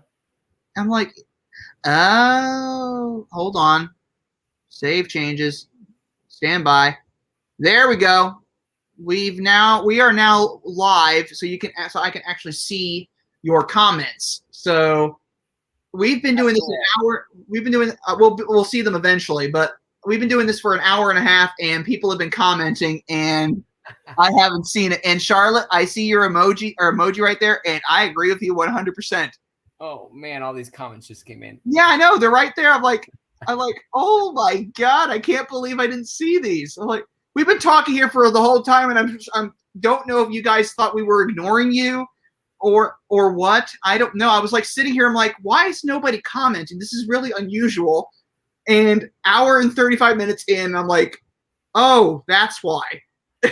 Channel change. What did you? What's your SE look like? What color did you get? Yeah. So they ordered an S. They live in KC, and they just ordered an SE. So I'm assuming I probably might have seen you at Baron Mini, and I didn't know it. Assuming you bought it from Baron Mini. There are 2 Mini dealerships in Kansas City, or in Kansas. There's Baron Mini, and there's Mini of Wichita. However, Baron Mini's the best. And I will straight up say that Baron Mini is the best. It's better than Mini of Wichita. I'm sorry, but it is. It's just a great dealership. But channel change. They ordered yesterday, and it will be 3.5, 4 months. That is correct. The chip shortage has affected delivery of these cars, so it's going to be a bit for them to arrive. And channel change just commented it's going to be British Racing Green with white top and mirror. And they did get it from Baron Mini. Fantastic. You got my seal of approval there. You got the Miniac seal of approval right there. You got it from Baron Mini. That is by far one of the. I have to say it's the best Mini dealership in the country. But I know that everyone else out there thinks that their Mini dealership is the best Mini dealership in the country. I know that Nick probably thinks his 3 that are around him are the best Mini dealerships in the country. And I'm like, I wish I had 3 Mini dealerships that close. Yeah. But they're not close. They're 2.5 hours away. It's the closest. Well, that's a bit far. Mini of Wichita is 3.5 hours away. Mini of St. Louis is 3.5 hours away. Mini of Omaha is 3.5 hours away, and I think Mini of Des Moines is also 3.5 hours away. What about Cleveland? How far is that from you? That's a little bit further. Further, yeah. Yeah, I have friends up with the Cincinnati Mini Club. I have friends at the Cincinnati Mini dealership. One of them is a technician named Larry, who has a fantastic blue JCW hardtop. He also has a GP2, and I think he also has an MC40. Oh, really rare one, 2004. That's nice. He has some nice cars. And Timothy Daniel said, I thought you were just really enthused to talk to Nick, that you were ignoring us. But hey, I talk to Nick on Instagram Messenger like quite frequently. So there's not something. So if we're sitting here talking to each other like this, it's not because we haven't talked to each other on this format before. But yeah, no, we were actually. I was waiting for comments for you guys to comment. I'm like, I have this thing streaming across the bottom here, so people can actually join the live stream. And I'm like, why is nobody joining it? It's like I didn't know that no one could actually see, that we couldn't actually see any of the comments, and I feel bad about that now. So now that we can see the comments, what are everybody's questions? Ask us anything here. Yeah. So now that we actually, exactly. Now that we actually can see your comments, and there's some questions that have popped up here earlier, but this was one of the big ones that I was concerned about, and this is why they mentioned. Chris Vogler said it was 2014 Mini with vibration between 38 and 42 miles per hour. That, to me, if it's a specific speed, that to me sounds like crank walk. Because the 2014 manuals did have a crank walk issue with the engine. And a lot of them, they ended up replacing the engines. So that's what it sounds like to me. It might not be the case at all. Yeah, I would have guessed the wheel issue, but he said he put 4 new wheels and tires, so that's eliminated that. So vibration, maybe wheel balance. Maybe the wheels are not balanced. I mean, if they put new ones on, they should have balanced them at that point. Yeah, that still sounds like crank walk. But It's like just don't drive 38 to 42 miles an hour and go 50. yeah, exactly. It's between 38 and 42 miles per hour. Drive 50, drive 60, drive 70, or drive 30. Don't drive between that. But yeah, I think it's crank walk. It could be anything else though. The other theory though, it could be your engine mount. And the F cars are known for busting engine mounts. Mechanically, they're very reliable, but apparently they do bust engine mounts periodically. And I think it's because of all that great torque that they have. That's one of the great things about the new F cars is they have nice amounts of torque. It's like I used to be all about horsepower, and then I like drive these cars like, oh, the torque is really great in this car. It's like I don't care about the horsepower anymore. Give me more torque. Torque is really good. Yeah. We got channel changing here. Do you have any recommendations for level 2 chargers to install in the garage for the SE? I don't know specifically off the top of my head, but the one that Mini makes. Yeah, the one that Mini makes would be the obvious choice. But if you're in Kansas City, you might have Evergy for your electric company. I think Evergy makes electric car charging stations that can be installed in your home.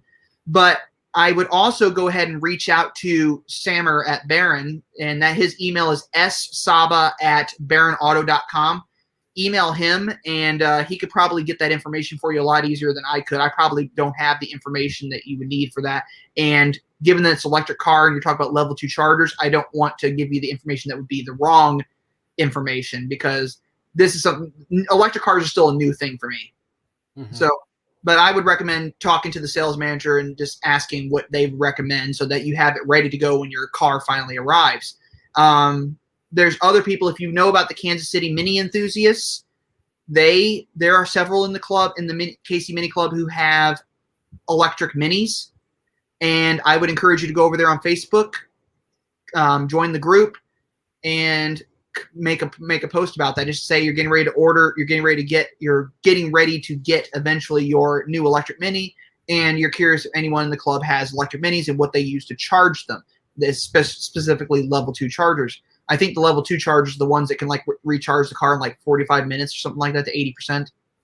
Yeah. So that's pretty substantial. I mean, that's also the benefit of the very small battery in the Cooper SE that you can charge the whole thing pretty quick. It's not a lot there. Well, that's also because the Cooper SE is a T-shaped battery. Right. Now the next Mini is going to, the next electric Mini is going to use the whole floor is basically going to be a battery in that car.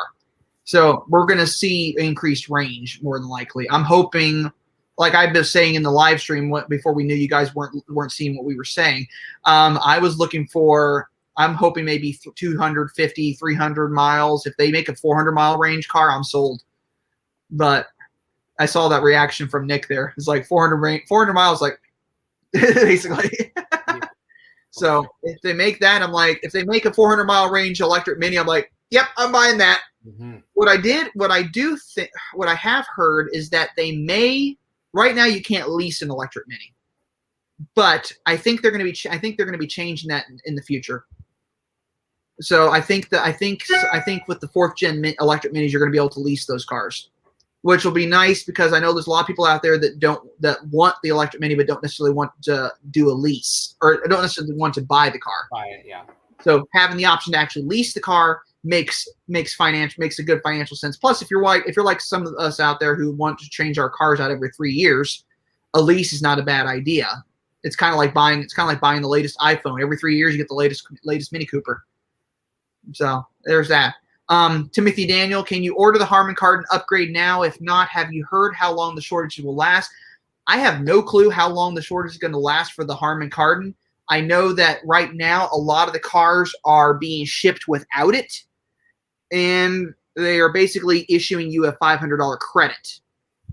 Now, what I know my Mini dealership is doing, and what I know Baron Mini is doing, is they are retrofitting, not Harman Kardons, but they are retrofitting into the cars that came without Harman Kardon, high quality upgraded retrofit speakers from Bav Sound, which are really, really good speakers. They use a carbon fiber cone in them. And the only reason I'm really talking this company up is they asked me to do a video install for them, and they sent me an entire speaker kit for my car. So I have Harman Kardon, so I have the full speakers, I have the subs, everything. And I have to eventually do an install on that, which is really has me skittish because I'm like, I don't want to unbolt the seats to take them out of the car so I can put the subs in. That's going to be a process. No, it's going to be a process because I'm like, okay, well, the subs should probably be the easy part. You unbolt the seats, unplug them, take them out, boom, you can get into that. I'm like, I have speakers for the dash, the A-pillars, the door panels, the back. I'm like, there's a lot of interior trim pieces I'm gonna have to remove to do this. There'll be a lot of airbags you're gonna have to work around too. That is the only reason why I almost don't want to do it myself, and I want to have the Mini dealership do it. But the whole idea behind the video series is it's supposed to be DIY. Yep. And I'm like, well, it's DIY to a point. But what I might try to do is I'm going to try to see if maybe, because right now the dealership service area is closed to customers due to COVID restrictions or precautions right now. What I might try to see if there's an off time during the week where one of the technicians can basically stay, and we film the whole install in the garage in the shop area, because I don't necessarily have all the tools. I don't necessarily have the expertise to know what to avoid in the car. And they've stripped interiors in those cars before, so they know how to take stuff out of those cars without breaking something. Without breaking all the clips. Yeah, plus the other thing is if all those clips break, they have all the clips to replace them, because I've broken clips before on wheel arches, and I'm like, well, crap, I can't put those back in. So, but yeah, that's going to be an interesting challenge. I'm looking forward to see what actually happens there. But yeah, I would go ahead, and if you're going to order Harman Kardon, I'd contact your dealership, see if they're going to have it available. They can contact the company and double check to make sure it's available or not. But take a risk. I know a lot of people out there have been canceling orders because of the Harman Kardon not being available, and I'm thinking that for me, that's not necessarily a good reason to cancel a Mini order. It's like it doesn't have Harman Kardon. I'm like, well, if it's a JCW or Cooper S and you have it in sport mode, you roll the windows down and you listen to the exhaust out back. Or you have your iPhone plugged in to your car and you're just listening to your music off of that, because I don't even think it uses all the speakers with Harman Kardon for that. I will say that is one thing I do miss is the Harman Kardon speakers. Yeah. Like the speakers in the GP. There's many other things, like you said, to listen to while driving, but the sound quality of those Harman Kardon speakers is just really, really good. Yeah.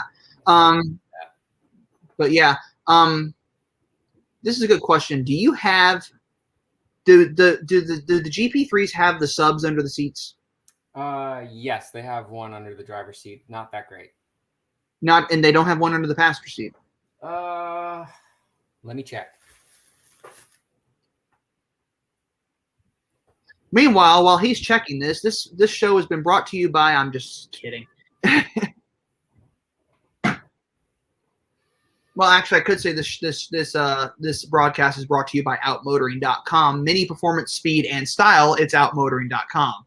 And they actually do not pay. Well, they kind of do pay me to say that. They pay White Roof Radio to say that too.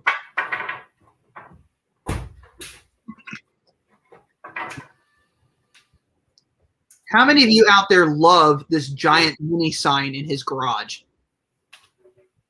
Isn't that incredible? And it can be switched to red. Although the way you just did that, I was almost expecting like the Wheel of Fortune, Vanna White music as you're going around and clicking it. Yep, Vanna White. Yeah, that's just so cool. I just love that sign. So anyway, you went and checked. I went and checked, and it appears that there is a subwoofer under the passenger seat. Okay, so if Gabriel is watching this, we were thinking it didn't have it. So the GP3 does have subs under the front seats. It just doesn't have some other things apparently that are causing issues, because I think he was going to try to get the BAV sound speakers, but they don't make a kit for the GP3. Somebody does. I don't remember who, because I did see somebody over in Europe put in the sound system. I don't remember who it was. Yeah, I mean, he could at least do the subs. Yeah. You can't do all the speakers. You can at least do the subs. My friend Josiah here just chimed in. Same reason I haven't pulled the trigger on BAV sound. So many trim pieces to remove. Yeah, so many trim pieces to remove. I'm like, if it were an R chassis car, it might be a little bit easier. If it were like an R53, it'd be really easy because there was no A-pillar speakers. Yep. But I'm thinking, I can just picture in my head me popping these trim pieces off and something deploys. Mm-hmm. And I'm like, you never get them back in just right, and they don't fit like they did when they came from the factory. Well, yeah, the trim pieces or the airbags. The trim pieces. Yeah, if the airbag deploys, you're pretty much done with that. Yeah, get a new one. It's like you have to get a new airbag now, mm-hmm. or it like detonates and then like the side impact airbags on the seats blow, and you're like, well, this is not what I wanted. Yeah. At least if I take it to the dealership and the dealership does it, they'll replace the seat. Yeah. It's at that point that you pray that they do, and then they have to replace both seats with JCW ones. It's like, well, can you install some JCW seats now since you blew the airbags? That sounds like a good plan right there. Yeah, I'm not that desperate. It's like, I want the JCW seats. I don't want them that much.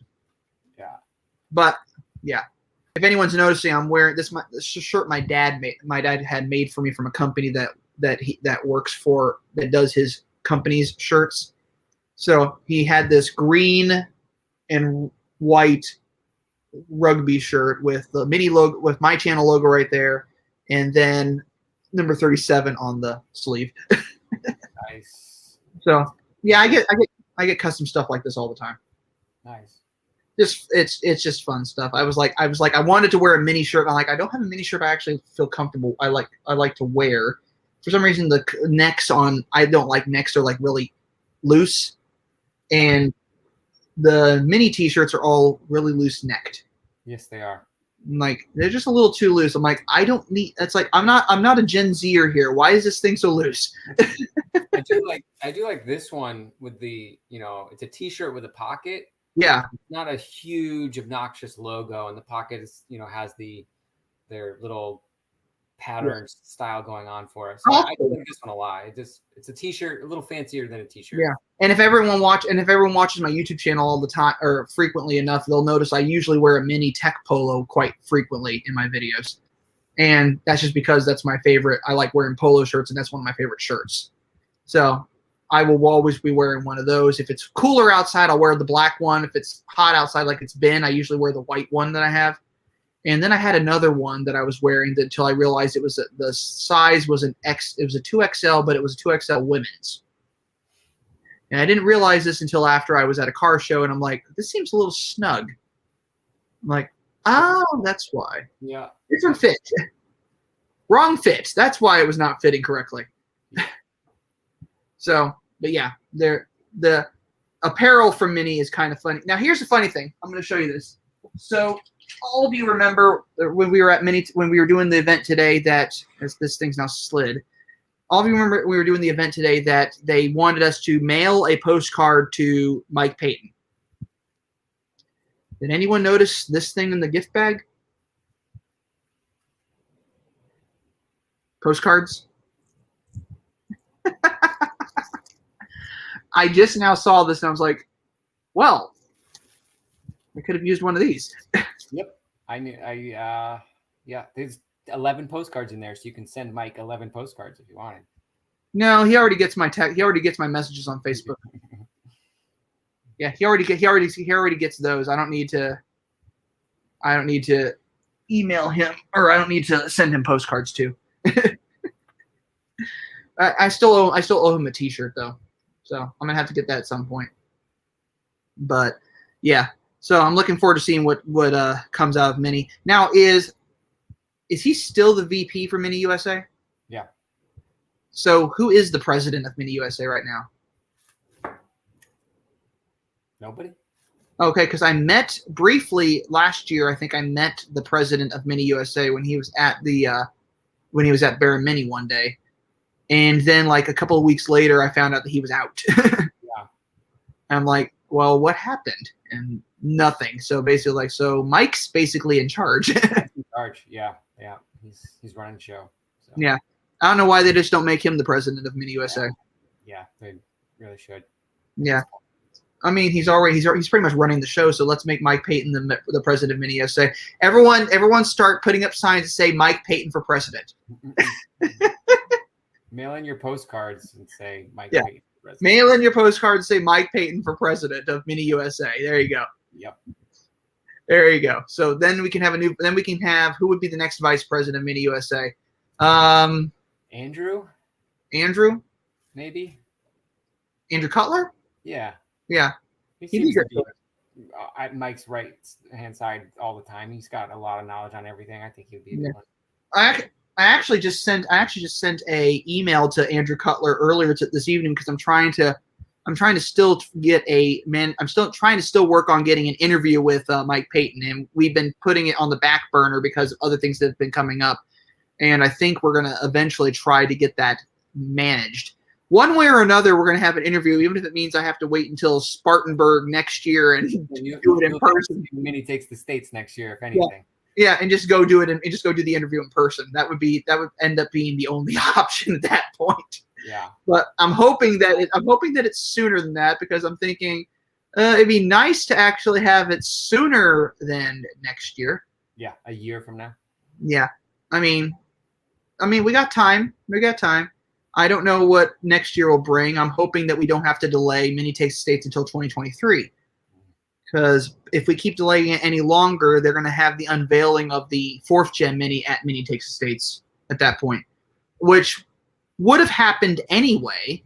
But I mean, if we had Mini Takes the States last year, what would 2022's route possibly have been? What do you think it would have been?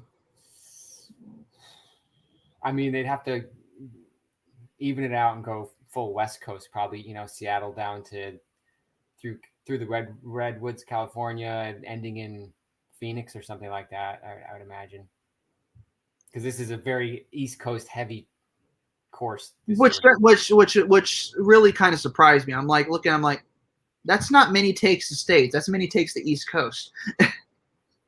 Yeah. I'm looking at the map, like, well, this really benefits all the people on the East Coast looking at or driving down this route. I'm not complaining. It's like the rest of us have to drive from all over the place to get.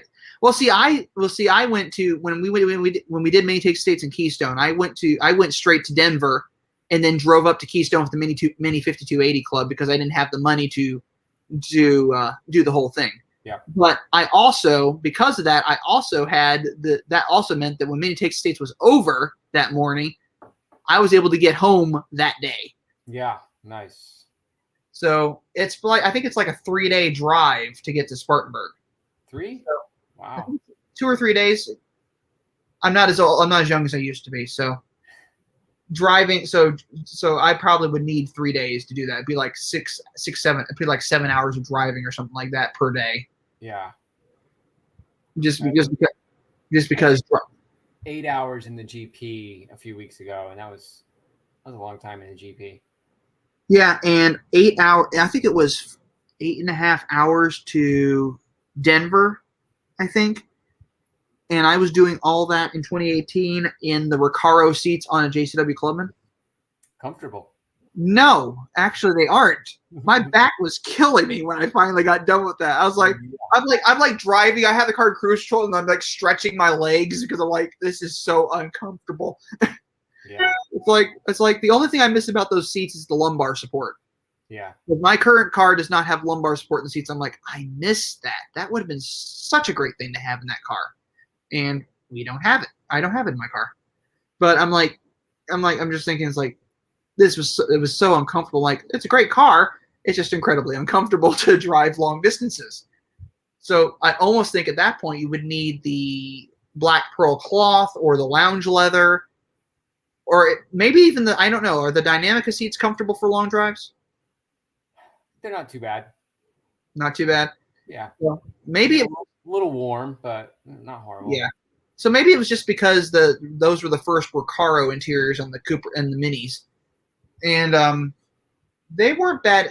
It wasn't a bad interior. A friend of mine got in the car one day, and when I first got the car, he was like, he had never seen the seats before, so he wanted to try them out. And he's like, he got out of there. I was like, so what do you think? He's like, it's rather underwhelming. He's like, I'm a little disappointed. They're not quite as bolstered as I was expecting. Yeah. And he was right. They were not nearly as bolstered as you would expect. Right. You would expect like really good side bolstering and thigh bolsters and all that stuff. And it had decent side bolstering, but the thigh bolstering was kind of almost not there. So you almost could basically could drive down you could basically get on the highway, just spread basically while you're just relaxing driving down the highway. Yeah. Because the seats just weren't designed like that. And now all of them are basically that have the adjustable thigh rests and all that stuff. I pretty much drive every day with my thigh rest on my seat partially extended out. It's a really nice feature to have in the car. I didn't think I would need it, but now that I've used it, it's like, oh, this is nice. Yeah, it's a pretty nice feature. Now, I hope they never get to the point where BMW is, where they have them power adjustable. No, I don't want that. Like, imagine having power adjustable seats in a hardtop. No. And there's people have actually asked that. They've asked, like, can you get power seats in the hardtop? No. Yeah. Well, I want power. It's like, I want power seats. I'm like, you don't need power seats. Yeah. You know how easy it is to pull the handle and slide the seat? It's one of the easiest things in the world. It's way faster than a power seat moves. Yeah. It's way faster. Now, on the other hand, a power seat, you can get it so ridiculously precise. Yeah. That is the one advantage of power seats. You can get it as precise as you want it. And put it back to that same spot each time you adjust it. Yeah. Yeah. But I still prefer the manual ones just because they're lighter. Yep. And there's less stuff to break. I mean, there's definitely less stuff to break. Now, they said that I've heard another one where someone asked if the Countryman came in a convertible. And I was like, nope. Interesting to think about, though. Yeah, the only one that ever did that was the Range Rover Evoque. And the Range Rover Evoque executed that idea a lot better than Nissan did. It might look like the new Bronco Sport with the canvas top, 4-door with the canvas. Which would look terrible. Yeah. But it wouldn't be as boxy, but I think it'd have the same kind of general weird look going on. I don't think Mini would ever do that, though. I don't think so. No, I don't think they would. But what was funny is they said that. I was like, I'm thinking only one car company ever did that correctly, and that was Land Rover or Range Rover with the Evoque, when they did the Evoque convertible and the 2-door version. Those looked good. Mm-hmm. Nissan with the Murano cross cabriolet. I'm like, the heck were they thinking? That was so weird. I saw that car. I'm like, oh, good. This is the car for someone who says, I want all the ability that the Murano has to drive on gravel and everything. Yeah, but I want the complete lack of practicality that a convertible has. And I want it lifted off the ground with tires that suggest I might take it off-road when I never will. Yeah. Basically, rear end of that looks so weird. Yeah, basically every SUV owner out there, for the most part, who buys an SUV and never actually takes it where it's designed to go. Yeah. It's like, it's designed to go on trails. Where are you taking it? Well, I'm taking it shopping. Like, no, that's not correct. That's not the way to do it. I mean, even the SUV thing even Champ Mini in Colorado, they actually lift quite a few of their Countrymans. They put quite a few on lift kits, which looks really good, actually. It does. Yeah. That's the funny thing. The Countryman looks really good lifted. And lowered. And lowered, actually. I've seen them lowered. It looks really good lowered, too. Mm-hmm. But the funny thing is, even the Clubman looks good that way. I've seen the Clubman lifted and it looks good like that. I've seen it lowered and it looks good like that. Yep. It's like, why do those look so good lifted or lowered? And there's other cars out there, you lift them and they kind of just lose everything. Yeah. And I don't know what it is. Because, there's lifted Ethan up in Canada, he has a lifted Clubman. Yep. And that's a really good looking lift on that car. I saw that, I'm like, that looks good. Yeah. I think the fact that the lifts are not obnoxiously huge on these. They're not huge, and they're not, when you lower them, they're not super low and slammed either. I think it's a good happy medium between. Well, it's only like a 2-inch lift, I think. Yeah, just enough. Just enough. And I think the Countryman, though, actually benefits from a 2-inch drop. I dropped mine, and I think it handles significantly better. Yeah, I mean the F versions right now, you drop that a couple of inches, it closes that wheel gap. It brings the car down. The car is already about 6 inches off the ground, so it brings it down to about 4 inches off the ground. It makes it look a little bit more sleek. Get some wheel spacers on that, or some nice OZ wheels on that, and that's a pretty sharp looking car. Because effectively, the Countryman's a car. I mean, people always say that's the funny thing. That's the funny thing. Talk about big Mini Coopers. When people say that the Countryman and the Clubman are big cars, I'm like, well, big in what sense? Big relative to what? Relative to a two-door. Yeah, sure. Relative to a two-door, yeah. Yeah. But I parked a Countryman service loaner once next to a Hyundai Tucson. It's tiny. And the Countryman was tiny. I was like, I got out and I looked back at the cars. I'm like, my jaw dropped. I'm like, what the heck? That is a small car. Parking them next to X1 and X3, they still look small even by those standards, which is funny. Yeah, and it's so weird. It's the same car. What's funny though is the Countryman actually has better back seat. Well, the Countryman and the X1 have about the same seat height in the back, or headroom in the back. The X2 has headroom in the back that's almost akin to the Paceman. Yeah. I get in the back seat of that car. I got in the back of an X2 and my head was like right up against the ceiling. I'm like, that is way too close. Yeah. Just way too close. But we've been on this live stream here now for a good 2 hours. It is 11:36 where you are. It's 10:36 where I am. There's 8 people watching. There's no more comments in here that I can see. And we should probably go ahead and wrap this up. I got to go do some other stuff tonight anyway, so this is a good time. He has to go do some other things. So I want to thank everybody for watching. I want to thank Nick for coming and joining me on this live stream. I hope everyone had a fantastic time doing the Mini Together event today. I had a few ups and downs with it because I did the whole thing by myself, but I think I did okay. I think it was an interesting idea and a great solution for the event, for the situation that we're currently in right now. So did you make it all the way through your scavenger hunt? I missed a few things. Yeah. I missed a few things. I got a bit more work to do on that. Yeah, the chili red thing, I managed to find a chili red hardtop, and then I photographed a zesty yellow convertible in the showroom. I didn't know that you had to find stuff that just looked like those colors. And like, if I had known that, I would have gone into those other things. Roadside Attractions was incredibly difficult because there's a 3-year construction project going on in Kansas City to extend the trolley line. So it's like trying to get anywhere in Kansas City is an endeavor, and Midwest drivers are not known to be polite when they're driving. For that matter, most East Coast drivers are the same way. So we just really argue that drivers in general just aren't are kind of like that. So anyway, I'm going to sign off here by reminding you all that life is too short to drive a boring car. So drive a Mini. And I don't know if Nick has his own little send-off that he'd like to add in here. Just don't forget to wave. I mean, that's the most important rule out there. There you go. Don't forget to wave.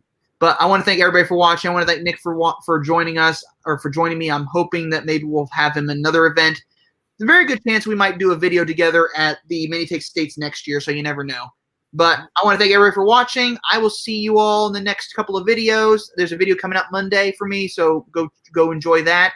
If any of you want to rewatch this live stream where we ignored all of your comments up until the last minute because we didn't know, feel free to do that. It'll be posted on the channel later. But I'm going to go ahead and log off of here, and I'm going to go ahead and let Nick get back to what he's doing. But I will see you all later, and I'm sure you'll see one of Nick's videos coming down the pike as well. Yep. So everyone have a fantastic morning, afternoon, evening, wherever you are around the world. We'll see you all later.